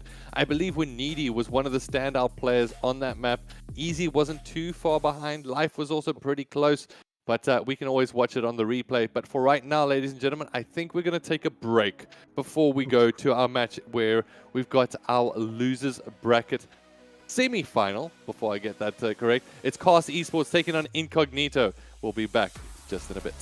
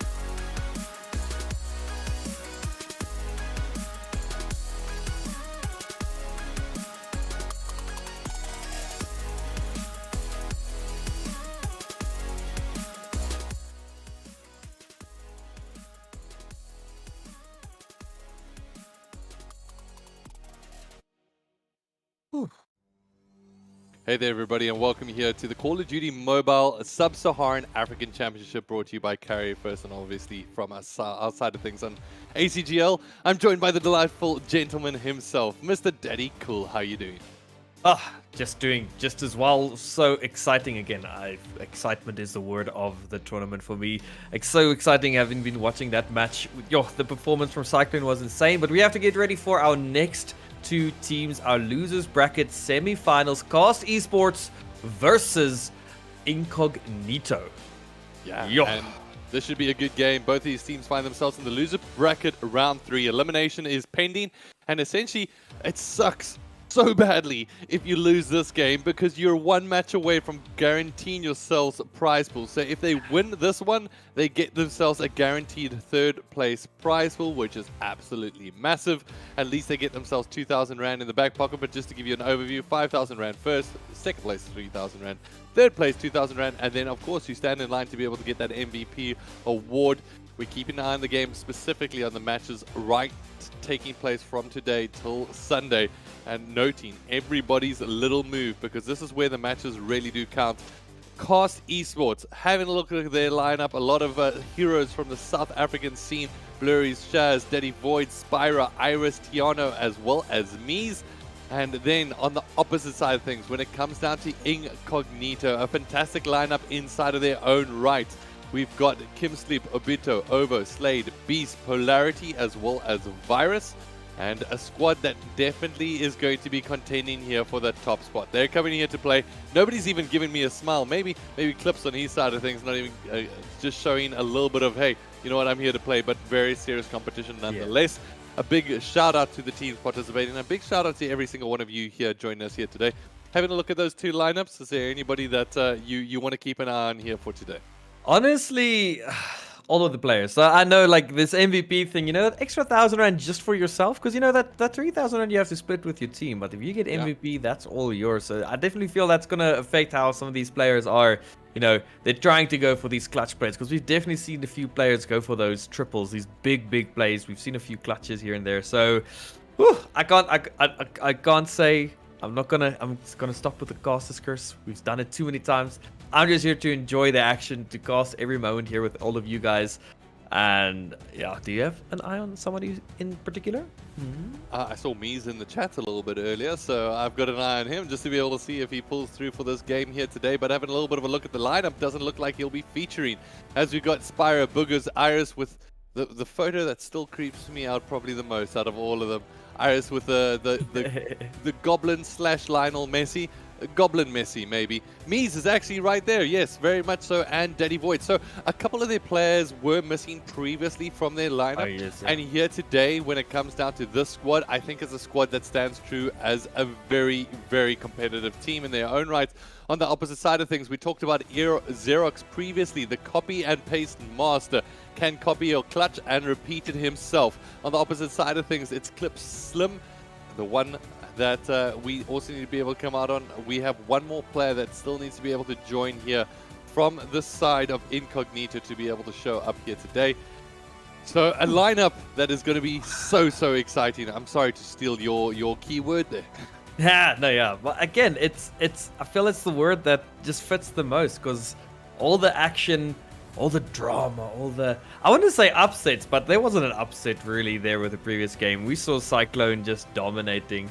But again, now we're on the losers bracket, so we could see a bit of an upset. Cast was the favorites to win the tournament from what I've heard, and now they're possibly gonna be taken out. We'll have to see how it goes. We've seen both these teams play. They both play phenomenally, so they are going to be giving it their all. I can promise you that. And again, I'm gonna say it again. I'm gonna say the word. I'm just excited to watch this action unfold. We are obviously starting off with some, Hardpoint, and I do believe that our map 1 is going to be Shoot House, and that is a classic. And for Hardpoint, it's really point 2. I love point 2 on Hard. Personally, when I play Hardpoint, I won't even go to point 1. I don't care. I want point 2. Point 2 is so fun to hold, especially if you have a sniper. But there's no snipers in Hardpoint for the competitive play, I do believe. Only on Control and Search and Destroy. So that does make it a bit more difficult to hold some of these points. But again, it's just action-packed. And this is one of these teams' last opportunity. So they have to bring it all. Yeah, this is your life on the line. This is the money on the line. This is the big moment for you to be able to try push through into that top 3. So, so crucial. And right now, I'm sure that we've got Cyclone as well as Zero basically just watching this game and seeing, you know what, who's the team to look out for here? Who's going to be the squad that rises up and is going to be our biggest challenge? Both these teams coming in with their spectators, showing them some love. So make sure that if you are in chat, do show your teams love. We want to see, are you team Incognito or are you team Cast Esports? We're going to have to wait and see. But for right now, ladies and gentlemen, the game should just be about ready. We are going to shoot house map number 1, and let's jump on in. Let's jump on in. And whoever wins here actually goes up against No Remorse in the semi-finals tomorrow. So they're definitely... Yeah, I definitely think that Cyclone is going to be watching one of these teams. Whoever wins, obviously, they might just see them in the grand finals. And Spyra is close to the objective. He finds the first bite, doesn't get the kill, but does enough damage to trade it off and gets a second kill as well there. And they are seeming to be on the point very early right now. Yo, Spyra is invisible. It seems like wherever he's playing, the people aren't watching. And finally, we have the team of Incognito getting onto the side of things. Yeah, a little bit. And as you mentioned, P1 is always so difficult to be able to hold right in the middle of the map. Almost every single angle is pointing towards you at this point in time. So being able to get any time on the clock is absolutely huge here. At the moment, it's going to be Clip Slim that finds his way in, or rather Kip Slim finds his way in to be able to pick up a huge amount of eliminations. Opportunity there got knocking, but Mies shuts him down. It looked like we was going to get that double kill Colat there, but he just wasn't able to do it. Such a good trade there, teamwork there. And now, Cast taking an early lead, not too big, but point 2. It seems that the team of Incognito realized the value of point 2, and they are already setting up to make sure they get all the points they just lost straight back. Yeah, and now P2 is a huge point to try shut down. I mean, you can work your way through the building to be able to try push those spawns out, and that's exactly what is actually happening here. P1, that's player number 1 coming in here from the Incognito lineup, gets forced all the way out. This is a huge retake coming in here from Cast that find their way in towards the backside. Now it's all about, can Incognito hold as they find themselves almost in a 50-50 spawn position here outside the corner of Shoot House, and it's going to be Sky doing some work just to be able to keep them further away at range. But good hold coming in here from Incognito so far. Yeah, Incognito definitely played a dangerous betting game there, betting to throw a lot of points away on point 1, but securing all those points straight back as we are back to a single-digit lead now for Team Cast. And now again, it seems they are at least contesting hard, and they keep getting points on point 2. Point 2 is definitely the point farm, and I think Cast realizes, okay, we're not going to be taking this one back from them, so let's get ready to make our points back again on point 3, as it is one of the, it's a tricky one to hold. It has 3 angles to push, but you know, it's a bit more manageable at least than that point 1. And they are on it, and they are securing themselves points already, as we have Incognito ahead 54-40. This overhang position when it comes down to P3 is so difficult to try control. Obito tries to be able to bring out that Predator just to be able to clear the space. At the moment, player number 4, I believe that's Mies, has worked his way up towards the top side. Oh no, misses out some big shots there. Turns around, Polarity gets the trade off. And right now, this is a bit of a back and forth. This is what we like to see between 2 squads going head to head, clashing for every single point on the clock. Definitely every single point. We see some claws coming out, you know, the specialist abilities are coming out to help take control of those sites, and we have the team of Cast are on the point right now. But look at that yellow kill feed. It's such a clean swipe, but they're still on the point. Even with all those kills, they do manage to maintain and keep the point for themselves, as the distance or the point lead is getting smaller once again. And we see again that the team of Incognito are opting to get onto the next one. This is again one of the easier ones to hold. I feel the cover is just much more easy to work with, and they are going to definitely be getting themselves some points back here. But we've seen the team of Cast, you know, take back. We have Annihilator in hand. Let's see if he can find an opening for his team. Nope, he gets shut down by the claw immediately. Look at Mies' position at the moment through the back flank. Oh, unfortunately, that will be a 1-to-1 trade, as all these players are running out of spawn at this point in time. A couple of straight trades come out, but they all get funneled in towards the edge. The trophy system will get thrown out here, but it's going to be inside of the hill with the Bison in hand. A little bit of work to do, waiting for his teammates to be able to try push through here. And it does look like, once again, the hill gets traded out towards Cast Esports. However, back and forth, who is going to be able to take this one? It is going all the way, seemingly at this point in time, as it's finally Incognito that managed to get some hold in time over the hill. This is such a close one right now. This point, once again, is almost going to single-digit lead. Incognito ahead right now. They keep taking it back, but then just as they take it, the team of Cast just immediately take it right back. It's like, no, it's out. It's like a real tug of war. You love to see it. Look at this. Some beautiful players are playing the cover well. Getting that reload is unfortunately going to be the death of him. And now, again, Team Incognito getting ready for the next point already. But no, Daddy Boy. Ooh, Daddy Boy with the triple jumps out around the corner. Got that CBR in hand. They didn't have spawns initially, but they just need to clear this one more player. There we go. Now they have the spawns. P5 is absolutely huge because you get bottlenecked into one of three positions traditionally. Either coming through the top staircase or you find yourself having to go directly through mid. You can see the line of sight already being picked up on that side or through the right. And that's where Daddy Void is trying to shut down the door here for the opposition to be able to make their way through. And this might be a huge opportunity for Cast Esports to finally get themselves a little bit of a lead. Yeah, this is going to be that safety net cushion pulling ahead. We have the Annihilator in hand, gets the first kill so far. We've seen that this could be the way you get yourself onto a site, but this is a difficult site to take back. But there we go, the Annihilator has been taken down. Look at all those points he just scored. Look at those big beams. My word, he is holding it down. Iris right now. We've seen some previous performance from him. Definitely a player to keep our eye on for the MVP. Holding this angle. He's just playing it so disciplined. Not over peeking. Just knowing that if somebody peeks here, he's going to keep them off the side and get points for his team. And that is the first time we've seen a double-digit lead properly this game so far. Look at that beautiful headshot by Mies. And now point one is open almost. Alright, so P1, we go back to where we started, and now it's all about just trying to hold. At the moment, it's going to be Sky that picks up the kills inside the mid-map. Mies working their way through the right-hand side, tries to funnel bullets down that alley. At the moment, let's see if he's going to be able to see through the smoke. Spots out one, spots out two. Mies picks up a nice two-piece there. And now, Cast Esports are finally building themselves a little bit of a gap between their opposition, and it's going to be the shots coming in through the wall there from Obito. I haven't seen that specialist yet. I'm guessing that's a sniper that can just shoot through the whole map. Trying to clear out the site. Does maybe do a bit of like clearing them off, but doesn't keep them off. Oh, it's the black hole gun. Thank you very much to admin. Just let me know that that is the black hole gun. And now the gravity vortex. The gravity vortex. That's the one. Sorry, I've never seen it before. Call of Duty Mobile with these interesting things happening. Love to see it. And now we have Incognito on point 1, 20 seconds. It looks like they could hold it for a bit, but unfortunately... No, okay, Xerox Beaks is actually getting ready for point 2 again. As we saw, this could be a point farm.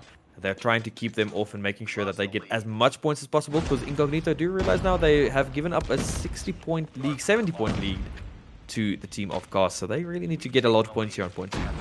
Yeah, a lot of points is what is needed. Iris finds himself in a fantastic position at the moment. Through that left-hand side, will be able to win that gunfight that turns around Iris. Absolute beast at this point in time. Comes up with a 3-piece to clear out the hill. Call this player the Broom because they are cleaning up. It does look like the Gravity Vortex gun will get whipped out here just to be able to slow down the opposition.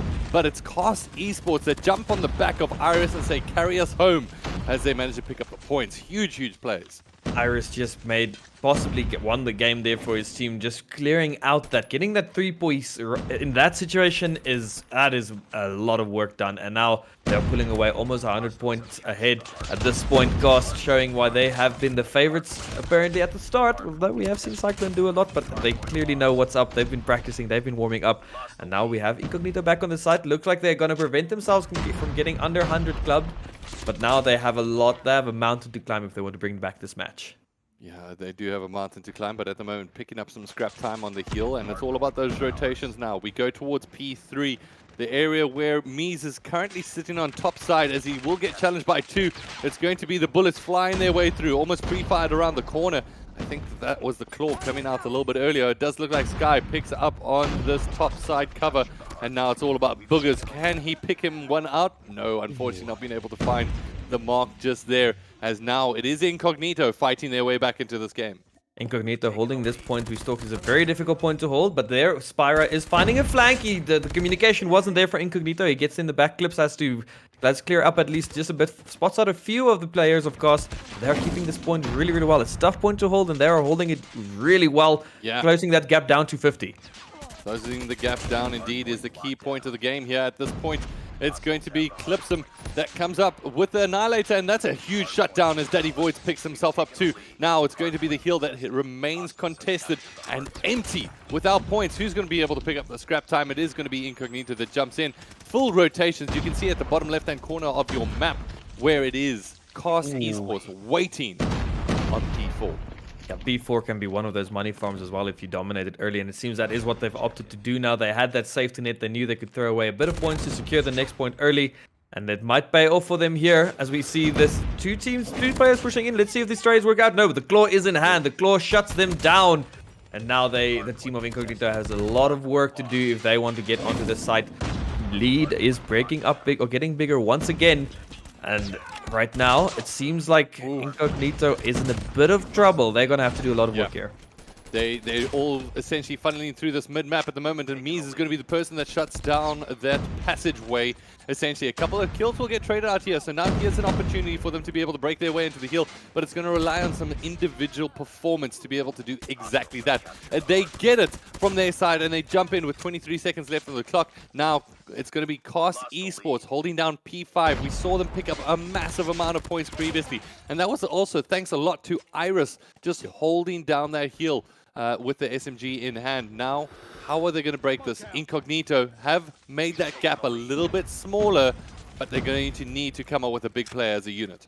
Yeah, that's definitely where if you have that advantage and you can throw away a few points, you can really secure yourself a lot of points on the next point. And that seems to be the team of Cast's plan right now. And they're doing it really, really well, but Incognito aren't going to let them just take it without a fight. But right now, they have on the site, they have one player defending it, and he's getting swarmed, but he has an Annihilator in hand. He finds two, but it's not enough as Incognito is now on the site. But the claw in the hand of Iris. Iris, could you clean this up again? He does seem to be able to. This funnel with the claw is a dream, and that is a lot of points, and that is a point secured. I think this point could be the end for this match. Could possibly at the moment, as you see the back end of the hill is going to get pushed here. The claw is going to get whipped out. Shots fired at range. The cleanup gets made. And just like that, it's going to be another massive amount of points coming in the back pocket. But it does look like just in time, it is Incognito to shut down the momentum. Now the question goes, P1, will they be able to end it off here at Cast Esports? But it's Daddy Void that picks up that two-piece. He was dipping, diving, and essentially laying on the ground to do all the cleanup work. They've got enough time in the back pocket. It's Cast Esports taking map number 1. Oh, between Iris and Daddy Void, I do not know who the MVP of that match was. They both played so well between taking back sites and holding sites. Getting a lot of points on the board for their team. What a performance. Me is actually on the top. He was obviously the guy who was cutting off those rotations. We don't always see that action. But, well played there. We see 42 kills. Mies, Iris, 38, 31 on Daddy Void. Look at these kills. 43 on the side. Clipslim as well. Wow, okay. Everybody... Wow, that was such a... Again, it's maybe a map one, but how close were the kills? How close was the match? Woo! What a first showing. They are fighting. They know they're out after this, and you can see it. Yeah, I mean, everybody's going to be fighting tooth and nail at this point in time. We've got a big shout out there to Kip Slim as well. 43 eliminations in the back pocket. Maybe it was the smile. We mentioned about the team photo a little bit earlier. It was the only player smiling there. He had a trick up his sleeve seemingly, and showing it here today. Unfortunately, the rest of the squad not being able to show up really enough there in map number 1. But things go a little bit slower now as we go in towards Search and Destroy. Maybe this is the opportunity for Incognito to play a little bit more sneaky, playing into their namesake, right? When it comes down to Search and Destroy, it's going to be a big one, as they are now on the back foot. Momentum, we have learned through Cyclone more than anything, is a huge, huge game changer. Let's see if the momentum, they can turn it around in their favor in the Search and Destroy. But remember, we do have that MVP that we keep an eye on. Please let us know who you think our MVP of the match is a series as well. We're keeping your vote or voice into consideration. But wow, what a game number 1. Shoothouse, I think that's the first map that we've casted together, Daddy, on Shoothouse. We've done one before, but this was definitely, I think the first time it was kind of a runaway match. This one was such a nail-biter. But for me, the play of the game, if we could have like a kill cam of that, was definitely Iris getting onto that point 2. Like we said, point 2 is the point farm. And he guaranteed, that's basically how they got that lead that gave him all that comfort to be able to go for those risky plays of abandoning the point early to secure the next one. If it wasn't for that, if he didn't get that 3-piece clearing out that site, it could have gone either way, or the point difference would have been like a 10-point difference. So well played to Iris. He really did a lot of work for his team in that one moment. It's just insane how one moment in the match can almost determine the whole outcome in the end. And it's so fun to watch. These players are, again, they're fighting for that. This is their last life. This is their last chance. Last chance, last opportunity. Mom Spaghetti. It's time to go down to search and destroy as we are going into this one. It is going to be Cast Esports represented in blue, and we've got in gold none other than Incognito. This one is going to be interesting, right? I mean, it's going to be first up on the defending side, Cast Esports on the attacking side, which I definitely want to be able to check out. It is going to be this Incognito lineup. Yeah, they are. Oh, you see the snipers being pulled out right now. Slow and methodical is the name of the game here, with search and destroy positions being taken up, and nobody wants to give an inch right now. We see that they're trying to just find an opening, but the team of Cast is just not giving Incognito that opportunity. See these jump shots, maybe nothing yet. Still no player spotted. Wow, this is discipline. They are so patient. Spots out one, takes a few shots, and just immediately backs off, because he knows that giving up his life there means there's a weak spot on the map, and he's just not going to allow it. But actually, two teams died. Two players died. Mies as well as Daddy Void picking up those first bloods of the game so far. Mies now hunting down the players behind Red Shack. Sky is on low side with that sniper rifle. That call out must have been made inside of the lobby at one point in time. At this point, it's going to be Sky on the flank. Great position to be able to be in. As on the other side of things, we've got Mies on the top side trying to put in work. It is a 1v4 situation. Oh, and Sky picks up another one. That's huge as Mies falls down. 1v3. Sky with it all to do. He's got a lot to do here. He is picking them apart piece by piece, but he still has 3 players. He doesn't have a secondary. He only has his sniper to rely on. So far, it's been working for him. But unfortunately, he doesn't have a lot of time. He's got 20 seconds to work with. The bomb is very, very far away from him. Yeah. I don't think they're going to be able to, he's going to save the AWP, some Counter-Strike terminology here. He just wants to keep his valuable gun. But, sometimes you just want to get some kills just to, intimidate your opponent. That might be his strategy right now. As we see player number 3, Iris, is just looking the whole map and he can't find. Where is this guy? And now there's only 1 second left. And no, just a little bit of a tease there. But it is going to be a round 1 picked up there by Cast Esports. And a little bit of a different game altogether, right, on the search and destroy. We've seen how they hold for that opening and then they follow through with the break. We've seen maybe not as much discipline when it comes down to search and destroy previously. But on the other side of things, Cyclone, that's the interesting lineup that I want to see going up against Cast at one point in time, especially in search. Yeah, that's an early double kill to the side of Incognito. They have lost 2 players and now they have to work from the back foot again, it seems. Okay, again, we've talked defense is the easier side, and just the discipline on Cast right now. They are not pushing the giving up angles that they don't need to, but there goes one pick. It's a 3v4 now. Right now, the sniper on the team of Incognito is doing a lot of work. Ooh, Iris misses his shot. Oh, but not again, only once. Don't peek me again, he's probably saying right now. I feel not bad again. for Sky at this point in time. Yeah, just finds essentially Sky all alone. And now it's going to be Cast Esports that double their lead. Shame. I mean, Sky at this point in time is just like, hey guys, could you just please not leave me alone every single round? This is a bit rough. Yeah, it's only been 2 rounds, but yeah, 2 is more than you'd like, back-to-back rounds like that. And now it seems they are going to opt for that B rush this time, as it seems A hasn't been working. They maybe tried to get some control. They weren't able to find it. Sky, ooh, almost gets that wall spam. Nice attempt there. It's a trade-off, at least 4-4 now, but the comms has been made that they are pushing onto B. So hopefully they can get the plant down here. Try and figure... Ooh, is that a sneaky little angle you can see through there? Possibly, but now Spyra just gonna get these smoked out. He can't push. He pushes through it. No cover for Xerox. And now he does the plant. Did the plant go down? I do not believe it did. And that is massive, meaning Cast doesn't have to worry about the defuse, but it is a 2v2 situation. Yeah, Sky's still alive. It is, as you mentioned, that 2v2. Obito and Sky with it all to do at this point in time. Iris has the sniper rifle inside the hands at this point, and it's Boogers with that AR. However, Cast Esports hunting them down. It is a sniper v sniper and an AR v SMG. Ooh, Sky, look at this great position. That's a sneaky little angle to watch. Let's see if he can find a rotation or a flank or anything like that. Such slow and Yo, that was a very, very slow sniper ADS. This sniper hits like a truck probably. No quick scoping for you. But now they are on the B site again, hopefully trying to get that bomb plant down.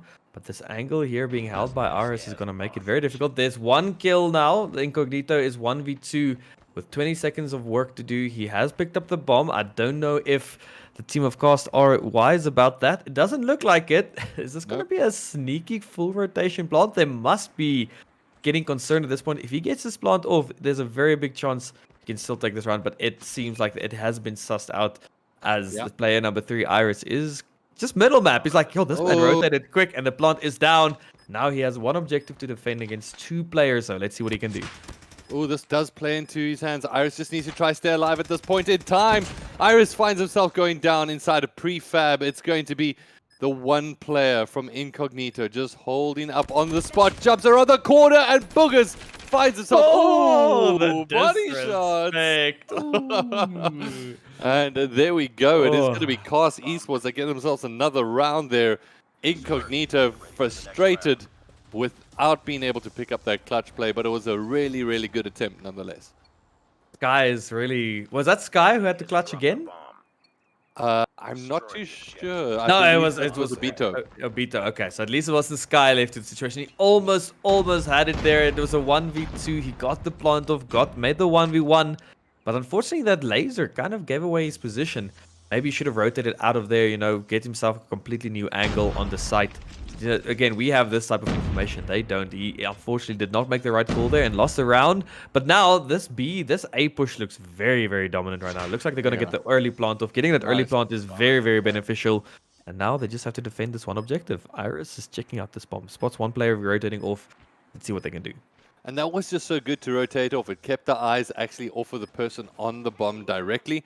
And at the moment, it's going to be a 4v3 situation in favor of Incognito. And there we go. Player gets taken down on the bomb. It's a great trade up by Sky. Mies picks up 1, bringing this down to a 2v2. However, falling down, it's going to be Sky in a 1v2 with Mies is the player to take down. Mies now finds himself in a 1v1. And now it's going to be Polarity taking on Mies through the targets they have to shoot. It's going to be Mies that comes out with the clutch. Not enough time on the clock for the defuse, I think. As let's see what happens. Mies defuses in time. The clutch play. Oh my goodness.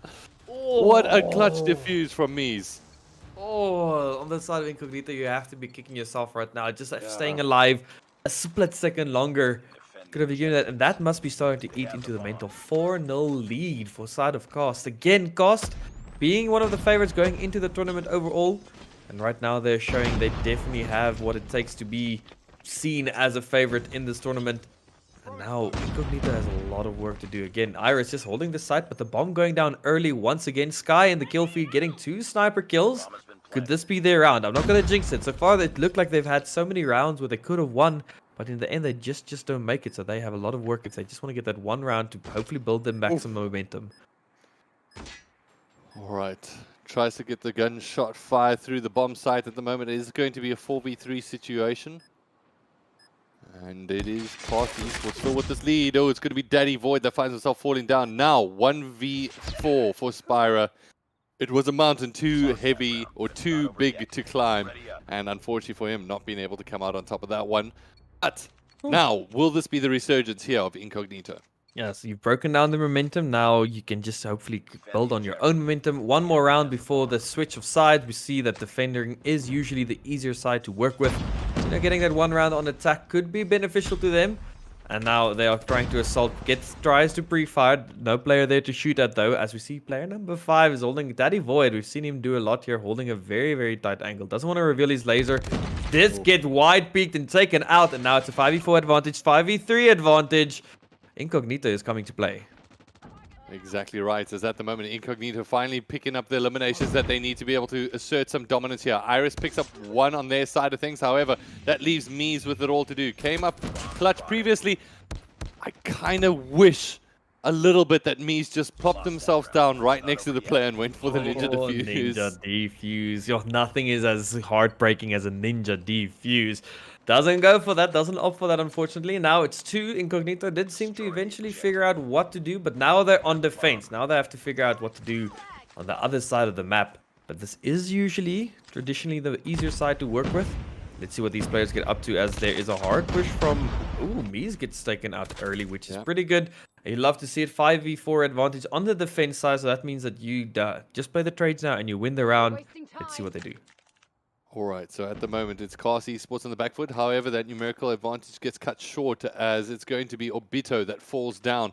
Now with 1 minute 30 seconds left on the clock, it's going to be up down to this Cast Esports team to try come up with a bomb plant. Boogers a little bit, or rather that was Polarity with an overextend there on the bomb site. And that's where we saw Cast actually show such good almost like mental fortitude in terms of just defending sites and not overextending. Let's see what they do on this A site now as they try to push.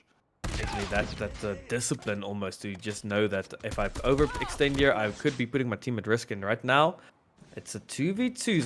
So this is a very, very equal matchup right now. Sky has the sniper angle, but the sniper is on the Daddy Void. Behind you. Yeah, Daddy Void finds the elimination there. Now it's a 1v2 with Xerox. Let's see if they're going to be able to come up with a 2-piece here to be able to win this match for the squad. A little bit of work to do. Long rotation as well, and he has to play into a sniper. Daddy Void picking up the sniper, actually. He hasn't been doing... Unless he picked up someone... No, he didn't, actually. So he's opted to snipe now. He's still like, hey, guys, I'm feeling the sniper. And it did work out. They got... Ooh, does he spot that foot through the wall? That could be good. No. Ooh. Yes. Xerox picks up the one there. Daddy Void now playing a distance. Now, this is where it's so important in terms of where have you planted the bomb on the site. Because at the moment, smokes are going to get thrown out here. And Daddy Void just wants to keep on playing for time. But it's Daddy Void that plays for the kill at the end of the day and gets the elimination there that was needed. And I gotta say, Xerox made that really difficult. Throwing smokes prevented that long line of sight of the sniper rifle that could just shoot at range and really not worrying about having to over peek outside and force Daddy Void out of that situation. But Daddy Void can never rule him out. Definitely gone. Unfortunately, also there, but a bit of a misread. He threw a lot of grenades, but at the completely wrong direction. But now it is now a 5-2 lead at the attacking round going to actually the side of Cast, and that's the first attack round as well. So that is really good for them to help the momentum and mentality.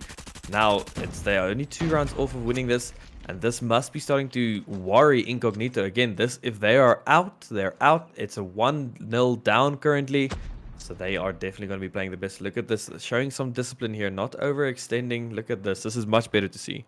Yeah, much better to see from this Incognito lineup. Haven't dropped a kill within the first opening seconds. At the moment, it's Cast Esports on the hunt. They still haven't cleared any space in any one of these sites, so making it really, really difficult for them. But they're going to have to commit numbers sooner or later. Just about a matter of when. At the moment, Daddy Void on the top side trying to spot our players on the low end. At the moment, it's going to be Xerox that picks up one. Spyra will find himself falling to Xerox as well, who picks up a nice 2-piece. The bomb plant, or rather the bomb has been called out inside of Cubby. And now that's going to be very, very difficult for Cast Esports to try pick up. Xerox is also definitely one of the players we've been watching. He's been giving a stellar performance. And right now, it's big advantage to Team Incognito. 4v1. Xerox on 1 HP. He just won that trade. He does get traded out. No, actually, never mind.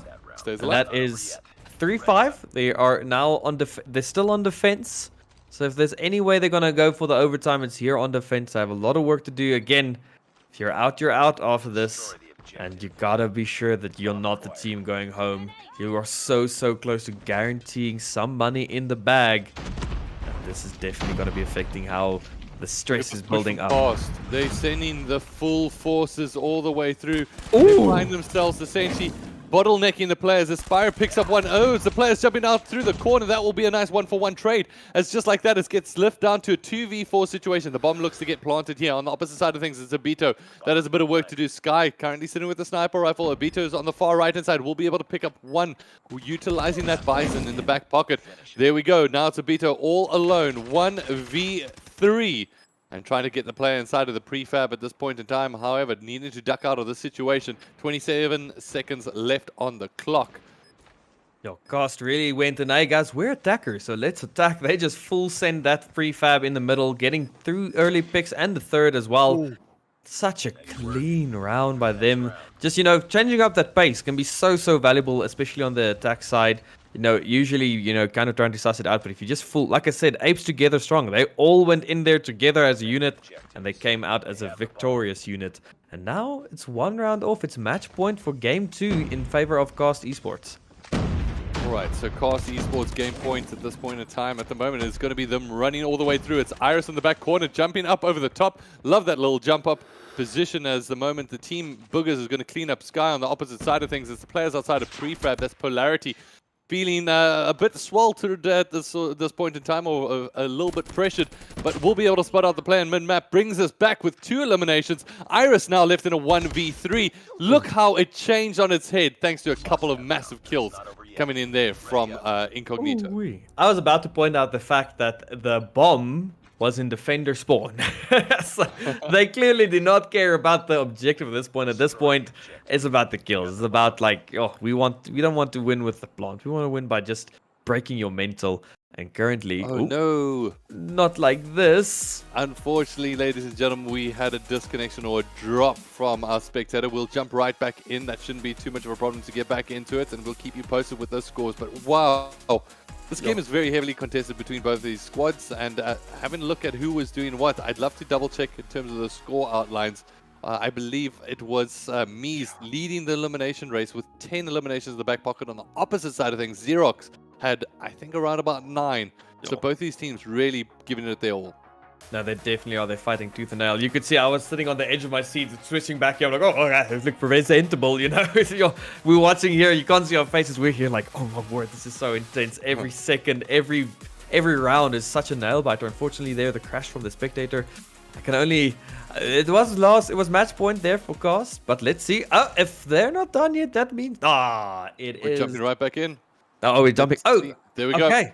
Hey, you love to see it. Okay, 2v1 situation. Okay, Spyro has a lot of work. Polarity in Sky. The sniper is there. The plant, the defuse. He finds one, and there the defuse goes. He does have time. No! Oh, gets it on the clock. Look at that. It is going to be Cast that pick it up at the last. I do apologize that we weren't able to give you every second of that action, but it does look like Spyro came up clutch there when he needed to protect the defuse with the time in the back pocket.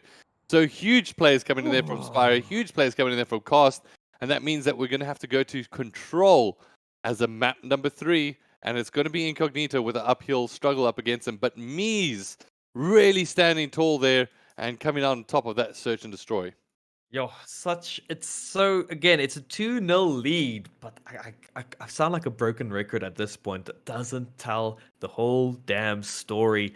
So many rounds went to 1v1s, plants, diffusers, smokes, and then the end, the team with the composure and the skill take it home, and that is a team of Cast. 2-0 lead now, as now the pressure must be building on the side of Incognito. They have a mountain to climb. They have to reverse sweep if they want to stay in the competition.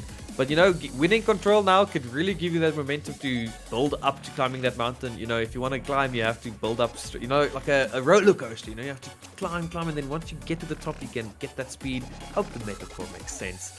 And we are heading into Control now. And the map, I do believe, I don't want to give you guys the wrong map again. So we'll confirm with you that map in just a second. At the moment, when it comes down to these two teams, I gotta say, it's just like the previous game where a 3-0 blowout would feel unfair. Yeah. But I've got to say, if there's somebody that I want to call out in a lot of ways when it comes down to Cast Esports, Mies has been standing tall for both of these game modes and really showing some fantastic dominance through both of these maps. Map number 1, 42 eliminations, Search and Destroy, picking up 11 kills as well. Definitely. I mean, we saw that clutch play from Iris, right? But I think Mies is doing that type of work where he is, working on the sidelines, doing the work that you don't really see until afterwards. You see this action, you see he's got 43 kills in that first round, but we didn't see that much action because he was playing that anchoring role, not that opening explosive role, but he was doing his role so well. And he was doing it clearly here on Search and Destroy again, clutching out when he needed to. In this last round, we just caught that last second. That was not the player of Mies, it was Spyra playing the time perfectly to win his team the game. And again, it's exciting and it's probably stressful right now for Incognito because they are realizing they are knocking on goodbye's door. As if they don't bring it home now, they're out for the competition, and that means they have no chance of seeing the 5,000 Rand first place prize pool. So rough. It's so rough if Incognito fall out at this point in time. I mean, Yo. missing out on the prize pool, missing out just by that minuscule second. You feel for them, but it's not over yet. Not over Incognito yet. can still turn things around. We've seen some fantastic plays. Clipsum in game number 1 when it came down to respawns, a player, or Kipsum rather, that we have to keep an eye out for. So good. 43 eliminations, topped the lobby, but needed the rest of the team to follow through. Definitely. I mean, every single one of these players we've seen make an amazing play.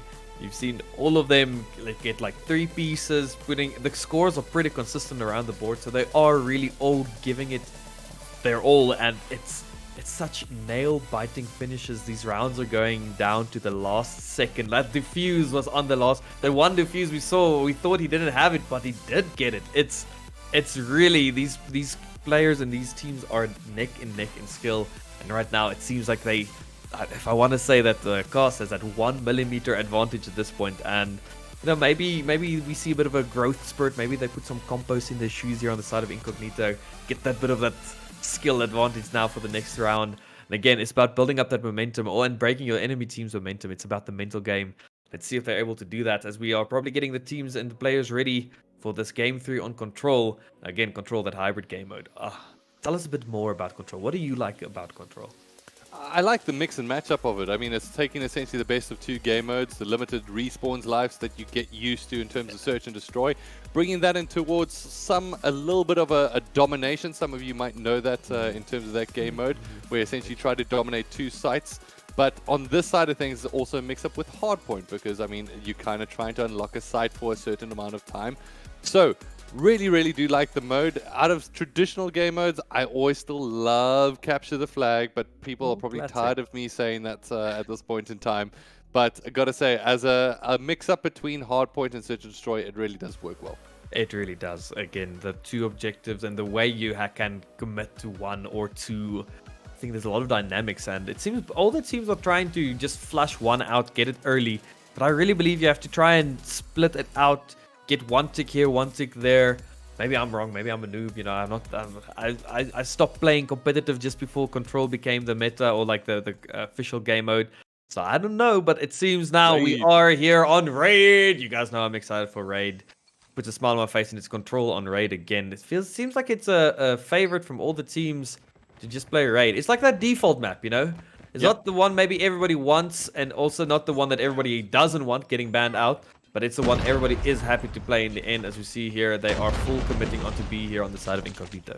Yeah, time to make it Raid, as at this point in time, it's going to be Polarity that picks up the kill with the AR in hand. At the moment, Daddy Void managed to pick up one of his own. A couple of trades up happening between both of these teams. Nobody able to pick up points just yet, as Mies is going to work their way forward. Now, Mies, I definitely want to keep an eye out as a highlighted player throughout the series. Has been so good. And now utilizing the Quick 6, actually has a silencer on it as well. So maybe trying to throw a little bit of an Incognito in his way. Hey, you love to see it. We see here Incognito trying to go for that mid control, not just committing hard onto the one side. Daddy Void keeping that angle, does get traded out eventually though, and now it seems Incognito is going to try and flash out A, but it is being called out by Cast, so they are rotating through there. Mies is just making such positional plays, and Clipsum spots him just in time through the smoke, doesn't get the smoke spam, but they are getting ticks. They're on their second tick now. Clipsum doing a lot of work from up here, kind of keeping the area under control for his team. It looks like A might fall early, and A is the more difficult side, I believe, traditionally, and it's gone, but at a pretty... No, not even at a high life cost. They have an 8 life advantage right now on the side of Incognito, and Iris trades that out there in cash. So that's absolutely huge. I mean, B is the site that essentially is so much easier than A to get. And at this point in time, now that A has fallen, it's going to be down to this Incognito lineup to assert some kind of dominance on the opposite side. But Mies doing some work outside of the hill and just keeping them a little bit further away, bringing down that elimination advantage that they had to only 5. But 5 is still quite a lot. I mean, we've got a minute, 20 seconds left on the clock. Mies trying to be able to control the middle. They found their way on the B side. Iris trying to get themselves into a flanking position.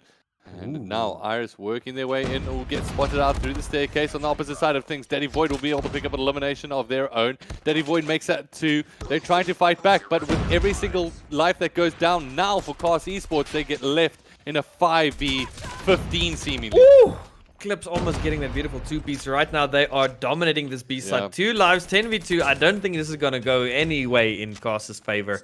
It seems that Incognito do like to play some raid control as they take that with a pretty convincing round 1. That was the attack side. Again, attack is traditionally the more difficult side. And they took it again. They took it pretty convincingly. I think we've seen too many players or too many teams just wanting that B too much. They opted there to go and take mid control and then flank onto flash onto A, and it really worked out well for them. Here we see now Daddy Void, also a player I've been keeping my eye on. Just again could be biased because of his name, but right now they're on the site and gonna try and hope to get themselves some points.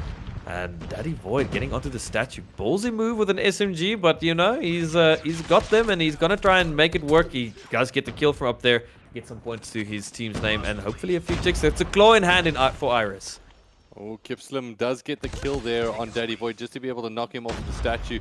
They managed to get, I believe, 1 tick on the clock, but at the moment it's going to be Boogers trying to do some work down this left-hand side. Some shots get traded out. It's going to be Daddy Void with the double cleanup. Now it's just a player outside of Van that they need to get. Sky does not want to fall down that easy, though.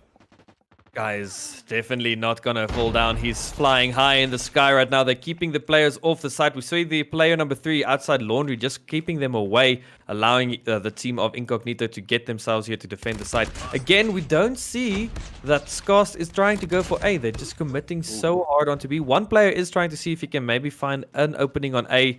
And that actually does open up B for them as B gets sticked down. Now they have 2 minutes to work with to get A again. But as we've said, A is traditionally the more difficult side to work with.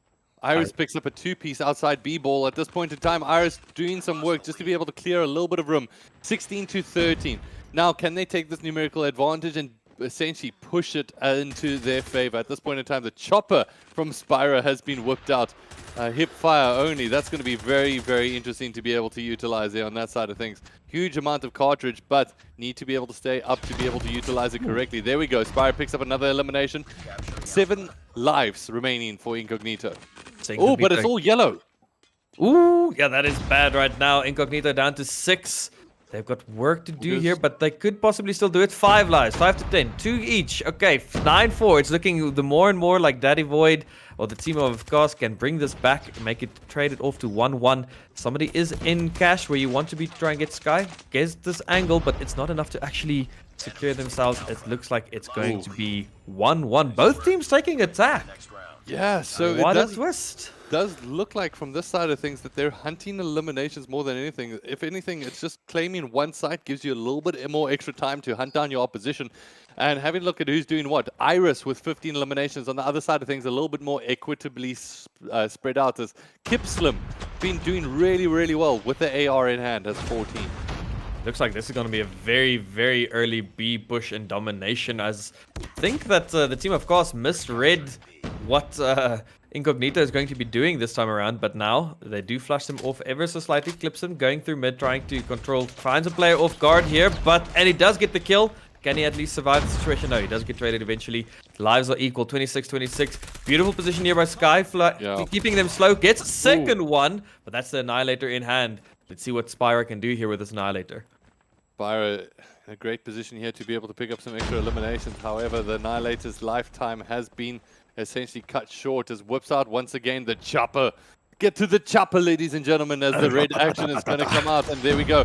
We'll be able to get some shots fired. Polarity low on health. And the chopper, will it clean up? Does exactly that. Now gets taken outside of the staircase. Bringing it back a little bit more now is Cast Esports on the defensive side. Yeah, they've got 45 seconds. They've got 1 tick left on B. They could use that to kind of just, as a safety net. If they want to take over A, they can easily take B later. But it seems that the team of Cast is not going to give up A easily this time around. But here we see Xerox is here, ready to copy, paste, delete, cut, I don't know, do all of those operations. But number 3 here, Iris flanks and does fish him out. But now B is completely taken over by Incognito, and that gives them an extra minute on the clock. But the claw in the hands of Iris. Claw in the hands of Iris. But at this point in time, they don't have the numerical advantage, and Sky is going to hunt him down. And it does look like it's still going to rain in favor. Ooh, through the wall, through the spawns. They shoot them down. And just like that, it is going to be a massive pickup here from Incognito. Your Incognito, massive play there. So I've not. That's a specialist ability I haven't seen, because that's not the Vortex Cannon. That is the Ballista, I believe. She looks like it can shoot through the wall. Well played there. And then they're trading into their spawn. That gives them the life advantage. 12-5 now, and 50 seconds to kill 3 players. They can do it for sure. Yo, this is such a twist from what we usually see. Usually it's the defense rounds that win, and now it's every single time being the attack. So both these teams are really aggressive, really angry right now. Yeah, really, really aggressive from both of these teams at the moment. And as player 3, Iris, I'm sorry. You've got just too much work to do at this point in time. Iris picks up just the one. Sky will be able to clean up the work. And Incognito, you said that they needed to climb a mountain. At the moment, they're about to just get over the peak. And let's see if they're going to be able to pick up that 3rd round. Now it's going to be the squad from Cars Esports that need to replicate what their opposition just did. They definitely are going to have to bring this back if they want to go home, not have to stress about, going for that extra overtime and another map. But right now, Incognito is here with a vengeance. The Annihilator is out, but gets eliminated, gets annihilated, if you will. But there's another Annihilator. Haha, joke's on you. But he also, the Annihilator's not doing work this time around. Iris does manage to keep that players off. Sky getting close. Has to work through smoke a bit. And looks like it's going to be an early B right now. And Oh, Mies. Mies in a fantastic position at the moment. Whips out the claw. Going to be working their way through that left-hand side at the moment. Jumping back towards money. Turns and burns. So let's see how they're going to be able to hold it. Daddy Void picking up 2. Make that 3 eliminations in quick succession. Daddy Void is coming out to hunt. At the moment, the B side gets called down. Mies still a little bit overextended on their side, but will be able to pick up 2 for the life of 1 exchange. So numerically in the advantage again. And it seems like a replica of the first time we saw these two teams going head-to-head on that very first map, or very first round, but just back and forth between the two squads. They're definitely just playing for the kills at this point. The objective is secondary for them. They just want to show dominance in their pure gun skill right now, both these teams. 17-13, the gap has been closed a little bit on the lives. And Incognito, they have 2 minutes to defend A, and they're all here, and they know that Cash is the weak spot, so they're making sure Cash is defended. Good trades there. Yellow kill feed at the moment. And now, look at the minimap, how far player 3 and 4 have to rotate to A. That is why A is the one that's really difficult. You've got so far to rotate. The red action is not giving enough action. Gets traded off. 12-12 on the lives again. Incognito, they could be starting the climb. This is huge for them. At the moment, it's... Turk checks the wrong corner. Sky picks the correct one. It's going to be all falling in favor of Incognito, as it's all raining yellow on their side of the things. At the moment, it is going to be the players on the right-hand side that need to be able to pick up the eliminations. Daddy Void, unfortunately, not going to be able to find his mark. And at the moment, it is going to be... will they be able to rain in fire? Polarity says no, shuts down the door. It's a 12v4, and at the moment, it's Incognito that are looking dominant.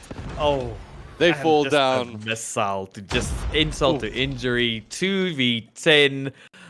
Okay, this is looking like it's the start of the climb. To quote Miley Cyrus, it's going to be a climb. I don't know. I'm not going to do it. I thought I could, but there goes the gravity cannon. Gets a kill, but it's not going to be enough, honestly.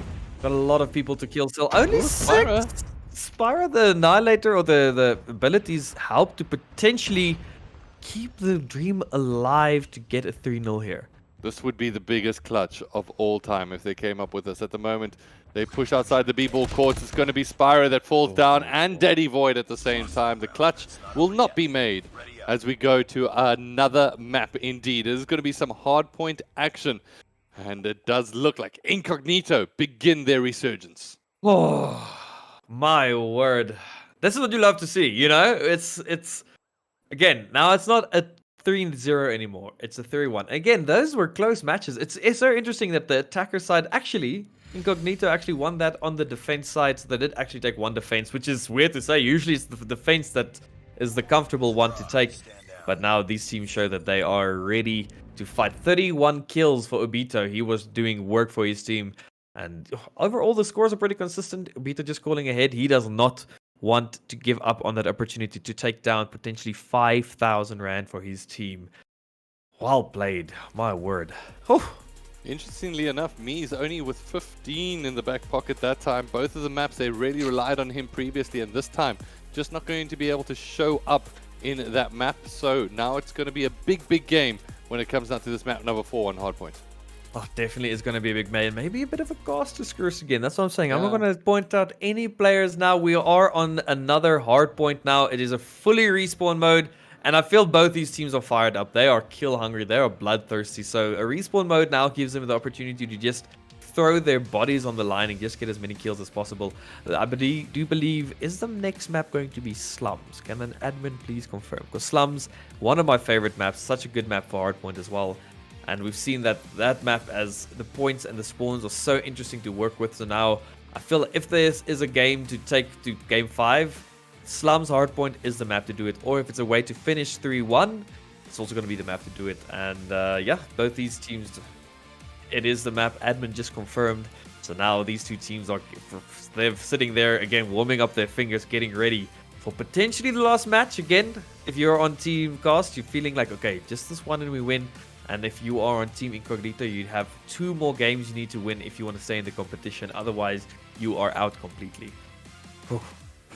Now, it's essentially the reverse sweep. They have no more lives in the tournament. They've got no more maps that they can lose. But Incognito now can claw their way up that mountain. They can fight tooth and nail for every single second. I want to find out from the chat, do you think Incognito have what it takes to be able to essentially fight their way back into this one? Hardpoint Slums is where we go to, and it's, I've got to say, also one of my favorite Hardpoint maps of all time.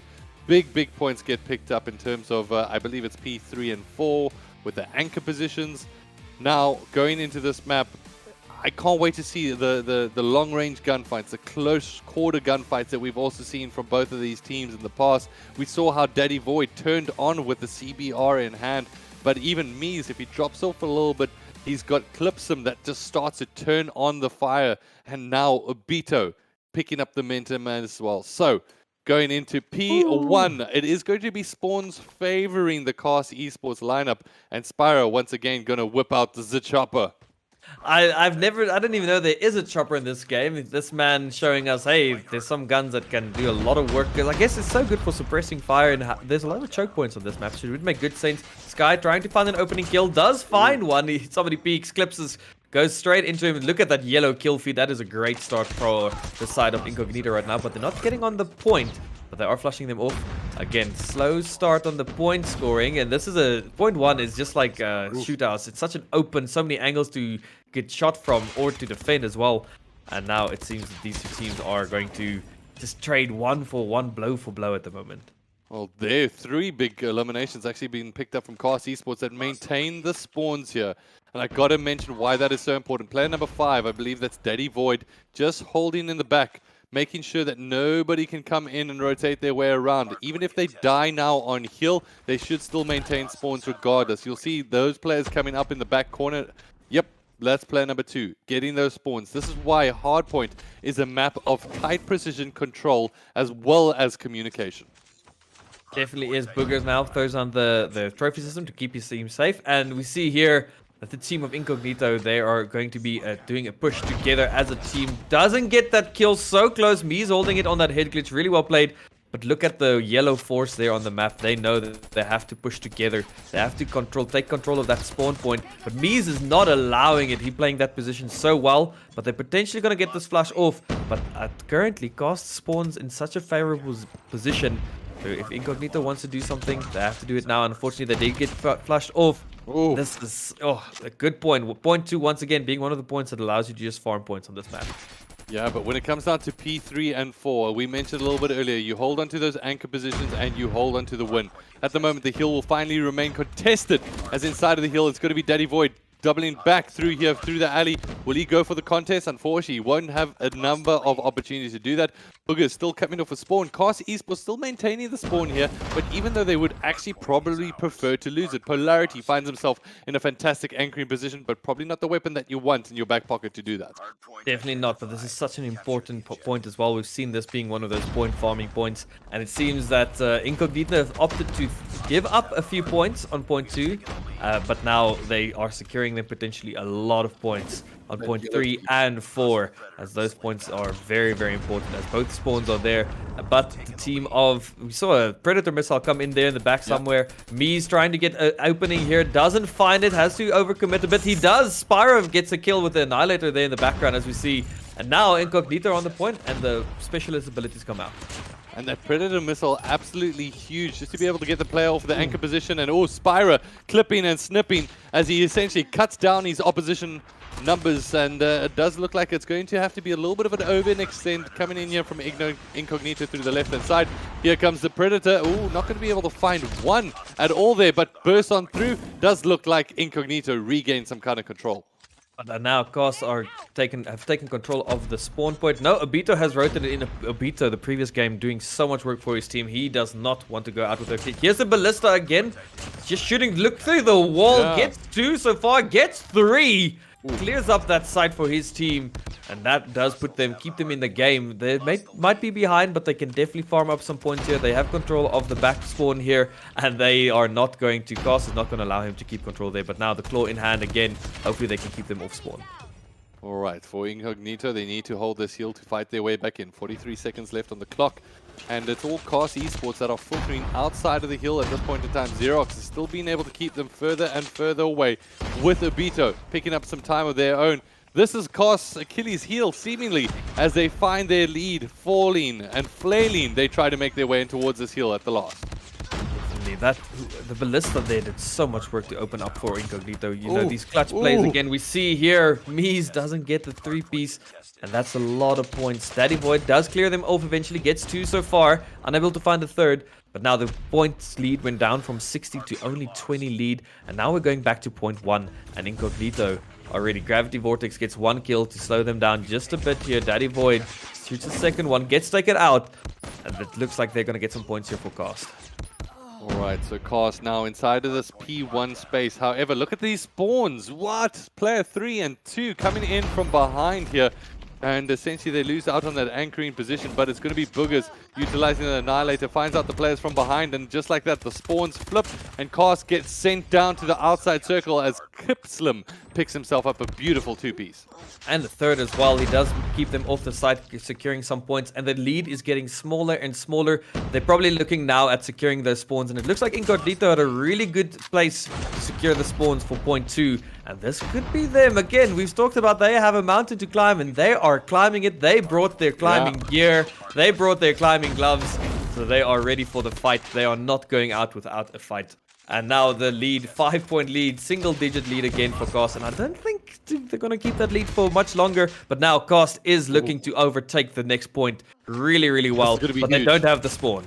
This is going to be huge. They don't have the spawn. However, they won't allow the spawns to come through from their oppositions because they've overextended enough. Now Iris is going to be able to clean that up with Boogers on the backside. Now they get the spawns in control of this, and this is where they picked up so many points last time and almost a full heal of 60 seconds. On the opposite side of things is going to be Daddy Void doing the work. He's still going to be on the front round just to be able to try and pick up these eliminations. And it looks like a flood is going to try come in here from Incognito. That flood does get, however, stopped at the last. Yeah, the spawns that they took was just too good. It keeps them the points in the bag. And now Incognito is probably going to have to forfeit a few more points here and get ready, because they know that they can farm a lot of points on point 3 and 4 if they can get there early enough. But right now, they actually take this one back with 20 seconds on the clock. So that is, again, it seems like they are opting to not give them that type of safety net of points. They want to keep that gap as small as possible. And it could work out well for them. Iris on the next point, though, now. Yeah, Iris on the next point. However, there's 3 players from Incognito all rushing their way in at this point in time. It's going to be Xerox that finds their way, finds their mark, and there we go. Xerox takes that player out. Iris now left all alone and spawning out at this point. So now they've got a little bit of an overextend to be able to manage. Iris, will they be able to get the playoff statue? The Lion says yes, as they roared their way through the back line here. At the moment, it's going to be COS Esports. The claw comes out, not going to be able to find their mark. And it's going to be Daddy Void using gravity or the vortex itself to be able to find its mark. As now it's going to be a bit of a trade there as Clipslim picks up with the Annihilator. So few points on this point so far. Oh, here we see the Ballista again. That gun is so dangerous in the hands of Obito. He's really using that gun to its maximal potential. And now, again, they have this point secured. They've got the spawn secured. We see player 3 and 4 on the team of COS trying to get that spawn back, but not going to get it back comfortably just yet. There, the spawn has been flipped somehow. But again, this is a lot of points now for Incognito, and it's being equalized. 156, 155, 156. Oh. Okay, they are equalized. Orbito is just doing work. 23 kills, but Clips on 32. Huge plays coming in there from the squad from Incognito at the moment in time. It does look like it's all going to go towards the next hill, and it does look like the Predator missile will find its way towards its mark at the moment. Cast Esports holding on to the spawns, but it's going to be a huge push coming in through that front garage, as now it's going to be Spyro just sitting on the shelf, just saying, hey, please, nobody gonna take me off the shelf today, as he does look to be able to come up with a couple of trades, but Xerox is the player that cleans that up. Cast Esports get eliminated out of that space.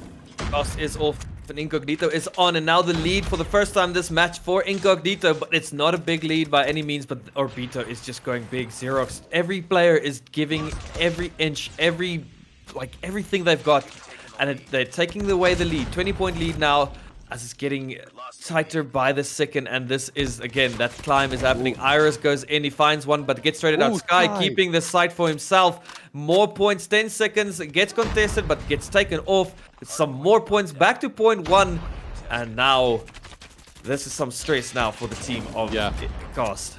Cast have found themselves in a position with a 2-0 map lead, and now they lost the previous map 2-1. Now they're staring down a potential defeat, but Daddy Void says, not today. I'm coming up clutch. Stay with me, as he's jumping and dancing around this statue at this point in time. He says, you know what, this might as well be a figure of me, because he's the one that everyone's looking up to. At this point, it's going to be Polarity, however, that jumps in from Incognito. They need to try to keep up this contested. Spyro is still very much alive, managed to pick up a nice 2-piece there, as Cast are fighting for every single second they can get. Void and Iris on 32 kills as well now. They're doing so much with Polarity, has a claw in hand. This is a choke point where you can find some kills. Finds one so far. Big points, 195 to 185. Such a small lead, but it could be enough. This is point 1, as we see that point 2 is getting ready. Players are getting ready to secure that spawn. But a lot of points you do not want to be giving up right now, and it seems that Cast is not going to give it up, but unless the team of Incognito are going to let them give it up, as they are holding this point for as much points as possible. 205 to 186, and the spawn looks like it's been secured here by Polarity. Let's see what he can do. Trophy system is down. Trophy system is down, but the trade out, Daddy Void comes out on top of that one in terms of the back spawns. So they managed to maintain the back spawns as the players start to come out of this environment, but it's all about this head-to-head clash. Gravity or Vortex finds a 2-piece at this point in time. That might open up a little bit of a door. Spawns are going out for both of these teams, so now it's all about how can they come up with these trades that are needed. Player number 4, that's none other than Mies. 37 eliminations in the back pocket. Mies is looking so good. The Annihilator from Spyro, however, will not get utilized enough here. Mies finds himself pinched between 2, will fall down. On the opposite side of things, it's still going to be Incognito, building points, building time. Cast Esports can't hold up against this Incognito resurgence, as Kipslim comes up with 4 eliminations with Annihilator in the back pocket, and this should be enough. Should they hold out for every single second left remaining, it's Incognito with a potential reverse sweep. Oh my word. Obito, I think, did I see you right? He had 45 kills by the end of that? He just turned on. He said, I want a nice Christmas present this year. I'm gonna fight for that Christmas present bonus, as they are still in the running. It is now match point for both teams on Search and Destroy. And as we saw earlier, those rounds went tooth and nail every single time. 29-37, 35-30, but look at that, 43. 36-36. There's so many kills that Incognito was able to find there. They are warmed up. They've got that momentum we were talking about. We are going to Search and Destroy. It is going to potentially go all the way. I wouldn't be surprised if we go to like round 24 when it comes down to Search. Commentator's curse. Be blessed, everybody. We're going to be here until midnight tonight. They just, round for round, we're going to be like, guys, come on, somebody's phone just die at this point. But no, this is now match point. And this is it. Whoever loses this one round, it's basically become a best of 1 Search and Destroy, the game mode you want to see it end on. To stay in the competition. My word. The map, I can't wait. Please confirm with us, production team, as soon as you know that map, let us know, because I'm very excited of whatever we go to next is going to be absolutely massive.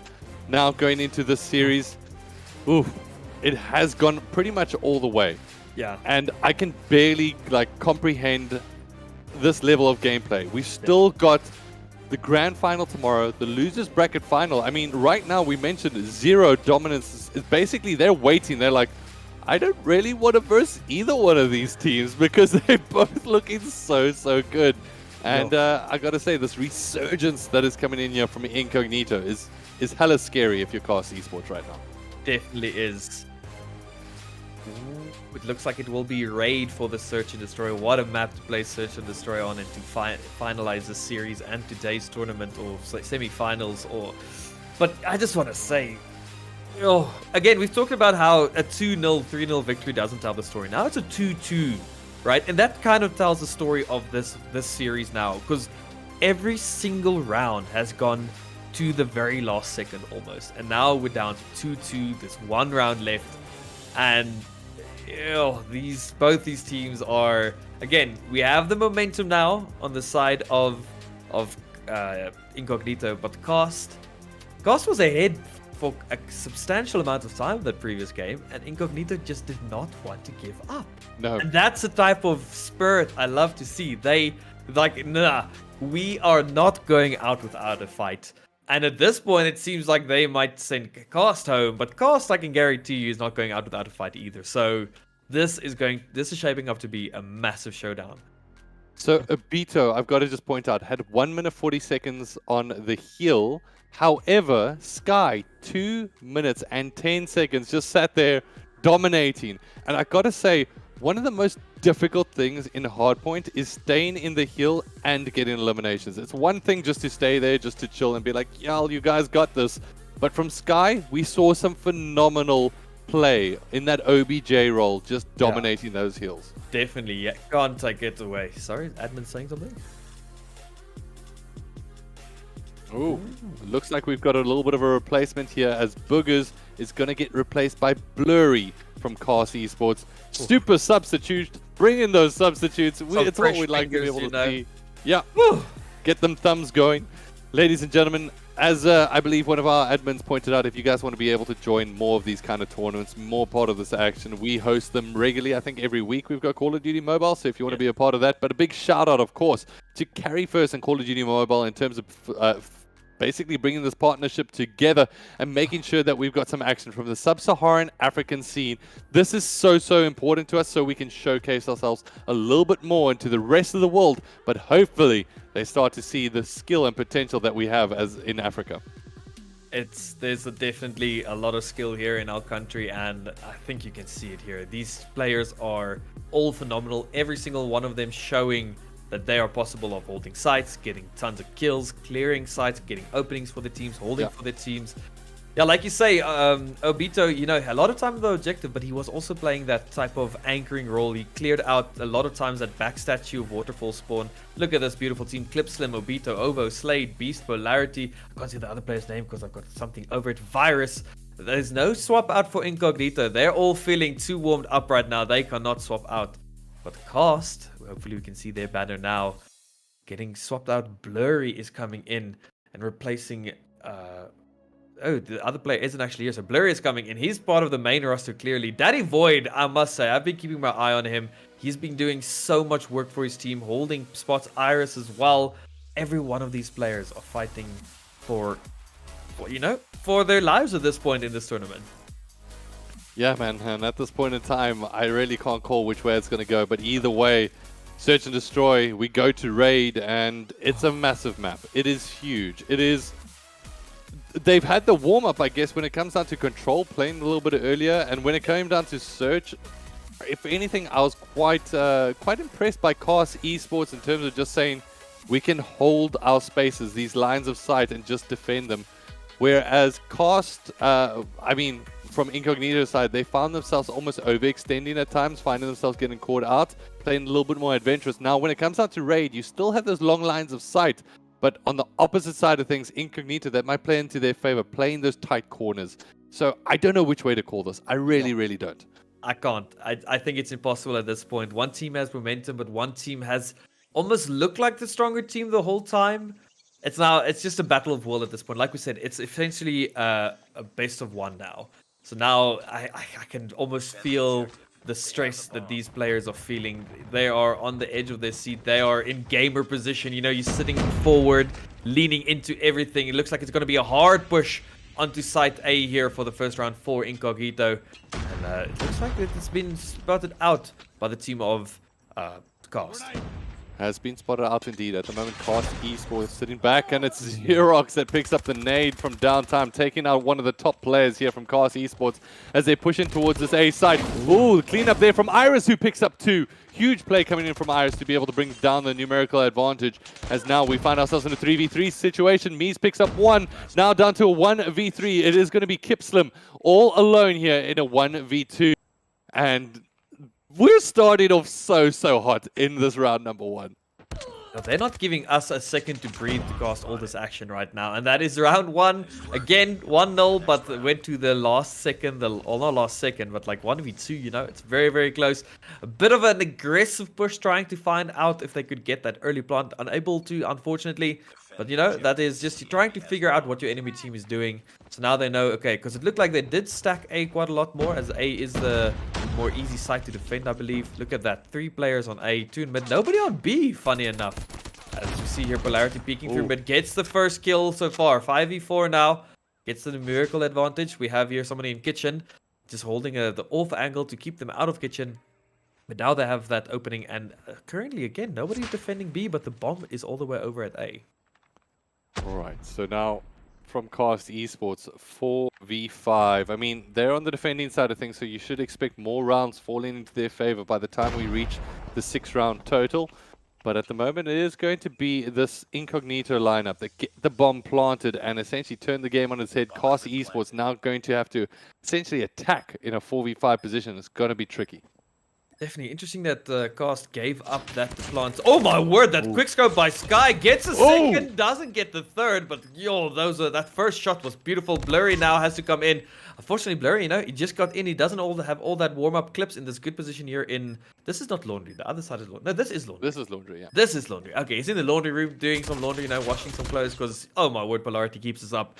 And now, it is 1-1. Oh my word. I got a feeling overtime is in our future. I don't think my heart can handle it in all honesty. Mine too. My old age can't take this anymore. But now, again, aggressive. Seems again they've identified that B is not being defended that well. It's so interesting to see that they are not really defending B. But there the trade goes out early. Iris getting that 1 kill. Getting 2 kills. Iris comes to show what he's here for. Iris has been such a star player as well. Every single one of these players have been stars in their own rights. Every single round we see them do something interesting. Bees, he trades out Obito. And now they have that 5-2 advantage. And yeah, it looks like it's going to be a 2-1. Well, regardless, it will be a 2-1. But again, it's so close. Alright, so Sky now pushing through. This is the chase that I actually don't like from Cast Esports, in all honesty. They find themselves in a 2v3 situation. They had a 2v5 inside of their advantage, but then overextend. I mean, just let the players come to you. You're defending at the end of the day. So they decide to actually revert. Is a good offense. Okay, that's probably their motto right now, but it might not work out for them. Let's see what happens here. They're just trying. I think Incognito want to find one more pickoff, but now there's much more discipline on the side of Gas as they've realized, hey, okay, maybe the best defense is a good defense. All right, so at the moment it's going to be Kipslim that picks up the elimination there. Mies falls down. So now with 35 seconds left on the clock, Incognito turn a 2v5 situation into a 2v2. Player gets spotted out on the top. Sky picks up the elimination. Now it's going to be Spyro on the low side. The bomb plant will need to go down. Spyro goes so hard in these moments. He plays them usually so well. Let's see how he's going to be able to do in this position. Spots out the 1. Oh, Sky is just too fast on the trigger. And they pull off a 2v5 clutch. Incognito showing their dominance in Search and Destroy. Ghost have to be kicking themselves there. I feel like maybe they wanted to show that dominance round. They maybe just wanted to completely break the spirit of Incognito by just wiping them early. But in the end, that ended up costing them the whole round. And like I said, 2v5 got clutched. That is not something you want to be happening. That breaks down your momentum, your mental. And now, Goss is definitely feeling the burn, the fire, the stress. Polarity here in mid trying to find a pick-off. They're not even peeking anymore. They are now not confident enough to take these fights.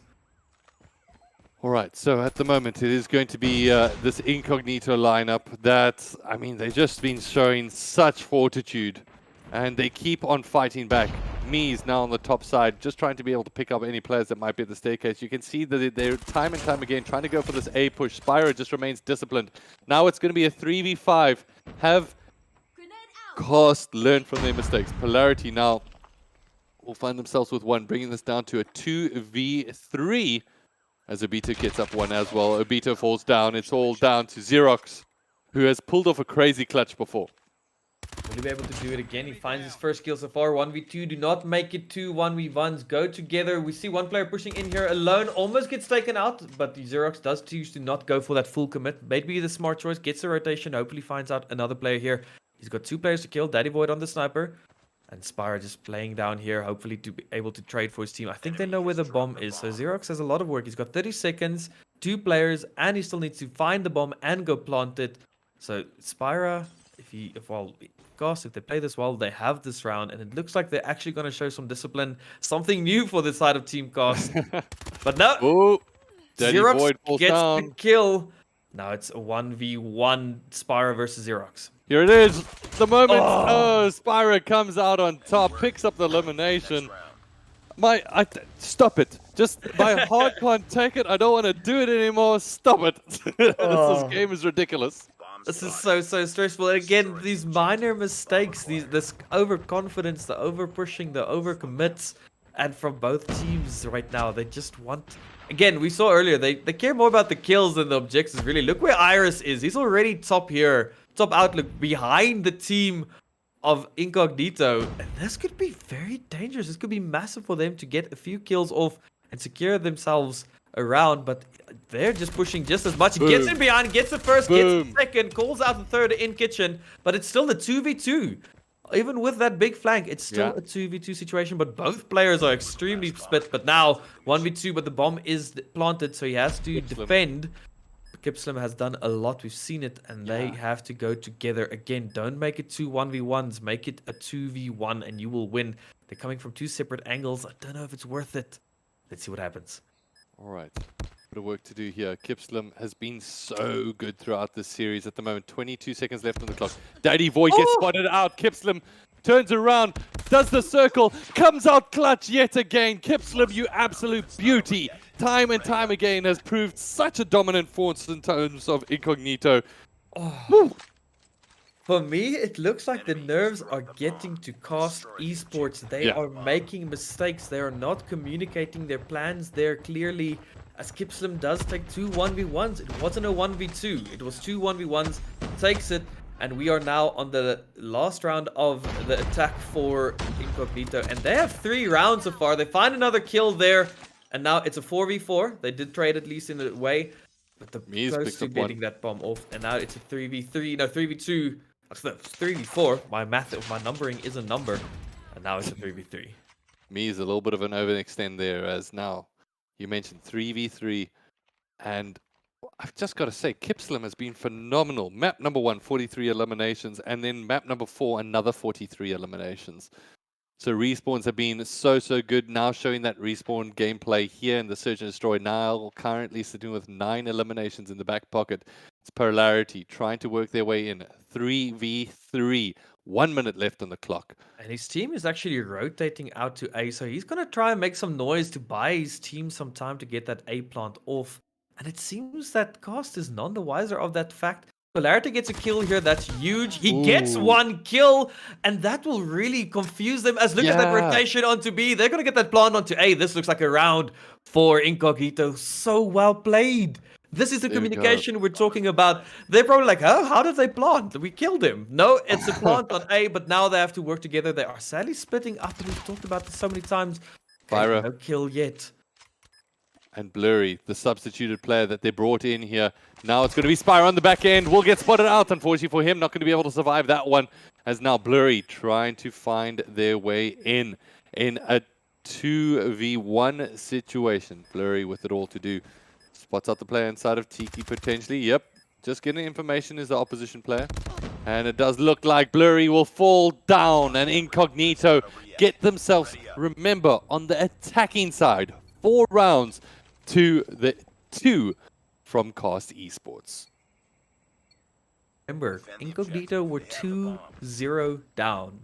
And now it looks like they're possibly going to reverse sweep. I'm not going to say anything, but their dominance and their coordination is just so much better right now. Cast, Yeah. really just, again, splitting up, not working together as a team.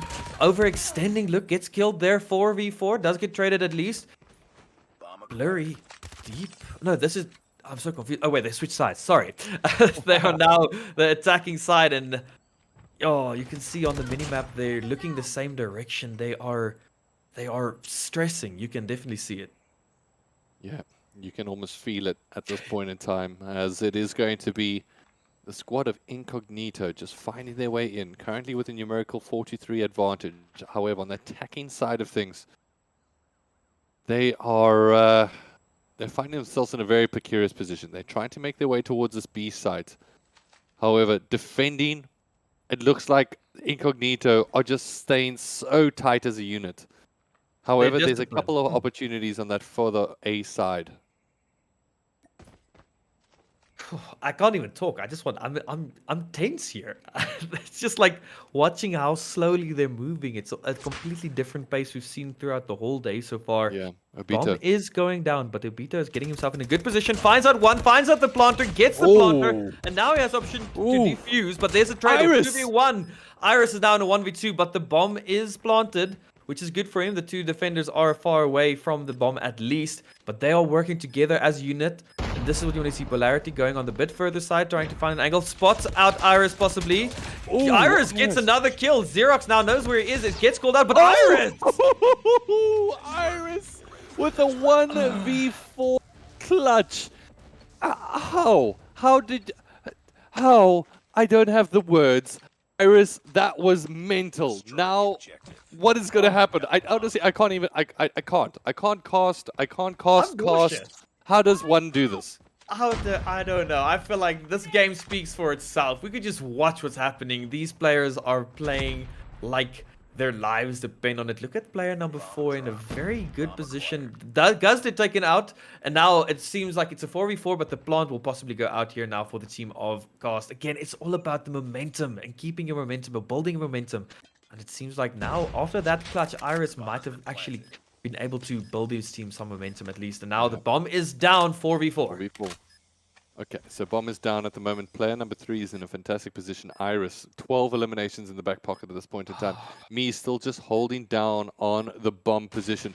Iris just making sure that nobody rotates their way through on that half side. Just keeping an eye on Iris. At this point, spots out a player. Will be able to come up with elimination. Bringing this down 3v3. Sky gets one of their own. 3v2. Now sitting in favor of this Cast Esports lineup. And it's going to be Mies, maybe a little bit with an overpeak there. Player number 1 on the opposite side of things. Obito trying to find their mark. Ooh, trophy system destroyed, but it's not going to be the player that falls down. They pick down 2. Iris left with it all to do it yet again. The bomb will get... No, it goes off.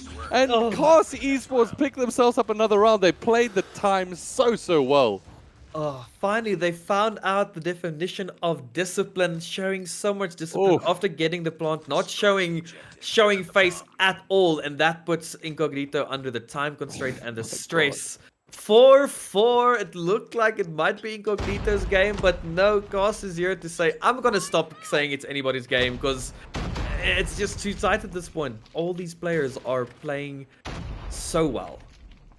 I honestly don't know what to be able to say here at this point in time. It looks like they're going to make a push towards this east site, as now the bomb does get planted. Numerical advantage gets destroyed here, as now it's a 2v2 situation between both of these teams. 36 seconds left of the clock with the bomb planted. Huge plays, but it's going to be Spyro and Daddy Void that have it all to do up against Kipslim and Polarity. Kipslim has been so good, so proficient throughout. 25 seconds. Every second that they don't get elimination or nothing happens on the clock means that they don't have enough time. Spyro gets 1v1. Spyro just needs to stay alive here. It is 16 seconds left. Who is going to be able to come out on top? It's a ring around the rosies at this point in time. Just needing to be able to stay alive. Polarity needs to work their way in. Unfortunately for him, Spyro is a little bit of a thorn in the side. 5, 4, Not enough time, I think, on the clock as he will go for the defuse. Oh, Spyro gets the bomb kill. For the next round. I think he misclicked the button. He was there on time. He just didn't start the defuse in time. Oh, again, these rounds are... Oh my word. Now it looks like cost. The enemy has I don't know what to say. I'm just making noises at this point because that's all I can do. All right, Cast Esports now on the attacking side of things have a bit of work to do. If they pick up this round, they'll be one round away from taking the series. However, if there's a reverse sweep to be made, it's Incognito's to make as Mies picks up one elimination. Polarity, however, brings down Spyro, who will find their teammate. Ooh, it's going to be a bit of a trade-out here. Xerox, one teamwork. shot for Polarity, stays up and stays alive. And now it's all about the follow-up from Cast Esports. Who's going to be able to come out on top? It's Mies trying to dart their way around the corner. Daddy Void needs to try support with the sniper rifle in hand here. Mies picks up one. Iris picks up one. Xerox takes down Mies. Now it's going to be Daddy Void. However, on the top side, it's Iris 1v1. Player v player. Oh no! Shoots through the wall but doesn't find the target. It's Xerox. Oh, there we go. Iris picks up an elimination. And 16 kills in the back pocket now for Iris. Oh, my word. Every single one of these rounds. And this could be match series point for destroyed the Cost. objective. We got the bomb. If Incognito doesn't let that flame underneath them give them that last bit of momentum one more time. My goodness. All right. I don't know what to say. This has been a showing of just two titans clashing. And you can definitely feel the stress now on Team Incognito. But even on the team of Cast, they are probably knowing that if they lose 2 rounds, it's overtime. So they want to be sure to keep this ahead. But now, one Walk gets their way taken in. out. Polarity picks up one. Now it's all about picking up the second. Unfortunately for him, unable to do so. So now we trade down to a 2v3 situation in favor of Cast Esports. Mies works their way down. The bomb is available for planting. Now it's all about player 3 and 5. Kipslim is still alive as well as Sky. These two have been known to be the clutch masters for their squads. Let's see if they can lead the charge here. Kipslim now floating their way through. Trying to spot down. Sky picks up one. Makes this a 1v2 situation. It's Blurry Cod. Blurry picks up one. Now it's going to be a 1v1. He got 25 the nade seconds kill, left. I think. There's a grenade. There's a sniper rifle in the back pocket. Decides not to over peek here. Oh. 17, 15. It's all about if they manage to find it out. 12 seconds left on the clock. I'm not too sure if there's going to be enough time here. Now needs to challenge this Blurry. The defuse is going to come and get attempted. And there we go. Blurry chases them off the line. It is going to be Cast Esports that win the round and take the mantle into that losers bracket final. They will not relent. They will not hold off. And Incognito fall at the last shred of the mountain that they tried to climb. They find themselves falling perilously without any prize pool in the back pocket. I'm tired. I need a nap. What a game between Wow. these teams, and Iris coming up absolutely massive. And I want to see them on elimination. 17 in the back pocket. Mies picking up 11 as well. And I've got to say, a great performance. Kipslim, to be honest, time and time again has held out clutch for the squad and just kept it going. And if anything, I know that they're not going to walk away with anything in the back pocket, this squad of Incognito. But thank you for providing us with one of the best Call of Duty matches I've had the pleasure to be able to see from my side of things. I mean, Where's Daddy, my face? You guys should see my face right now. It's just a face of disbelief. That was so intense. I feel lightheaded at this point because it was such a tug of war. It went so many different ways, so many times, and I thought they're gonna successfully climb it all the way back on Incognito. They almost had it, but Cast just kept their composure again, finally figuring out about the discipline there from Blurry to not peek that player, to just play the bomb, the defuse was stunning. Yeah. He was lucky to not get sniped there. And it looks like we've got a replay, I believe, of Iris's moment in that spotlight, coming up with that clutch play from Search and Destroy. I can't seem to see it on my screen. I'm not too sure about you. It's going to come up any second now, but it was that 4v1, which ended up becoming so telling in terms of this entire series. Just to be able to whoop that out of nowhere was huge. And here it is at the moment. We've got ourselves a situation where it is a 4v3. Blurry and Daddy Void find themselves falling down to Obito. And here we go. Iris picks up the elimination, picks up the second outside of Laundry. Now finding themselves left in a 1v2. This shot at range was confusing to me. How did he manage to come out on top of that one and then through the smoke to pick up the round to draw it leveled yet again? So clutch. What a big moment from the series. And yeah. That's not the first time Iris came in clutch for his team. Remember Hardpoint game 1 on Shoot House, where he cleared out point 2 1v3, and that's when they pulled ahead. He seems to be the momentum breaker. He really, because again, it's so much about the momentum and the mental, and it looked like Incognito had their momentum, and that 1v4 clutch just stopped them in their tracks. And we're both just here like shaking our heads. Again, I'm happy for Cos. I'm sad for Incognito. Feels like they should just both go through. That was just too close. It almost feels like a shame to send them home after such a showing. But what a beautiful showing that was, again, from both teams. GG to Cast, well deserved. They were the favorites going into the tournament, and they're still in it.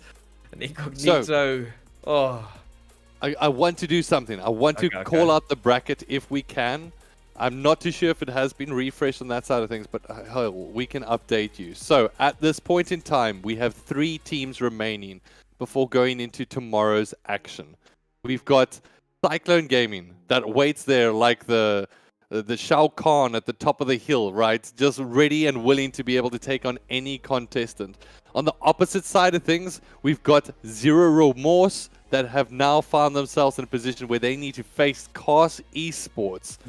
Both of these teams, both proficient in their own right, and Cast Esports has not had the opportunity to face Zero Remorse. However, the team that beat Cast Esports in round 1 3-1 was Rage Esports, who fell 3-0 up against Zero Remorse. So, it's going to be a series. It's going to be a good game. I'm just excited. Again, there's the word. Excited for tomorrow, as it is tomorrow, the losers bracket finals and the grand final. So basically the same as in the finals tomorrow. I need to find a new word. I'm going to go open a thesaurus tonight and excited. Very much Daddy cool. Word. But yeah, we are getting ready, and that's all.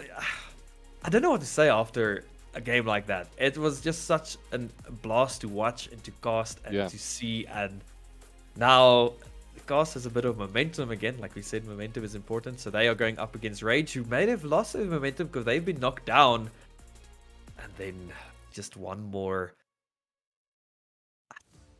I'm drained. Honestly, I'm drained as well.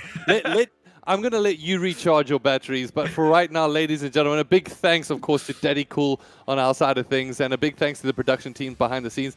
And a big shout out to you, the viewers, joining us here for the Call of Duty Mobile Sub-Saharan African Championship, brought to you by Carry First, as well as Call of Duty Mobile. And obviously brought to you on our side of things from ACGL. Ladies and gentlemen, catch us tomorrow, 2 p.m. Don't miss out. Let everybody know. We'll see you. We'll get our batteries recharged, and we'll be right back. Thank you for joining us. We'll catch you tomorrow. Cheers. Cheers. Oh, my word.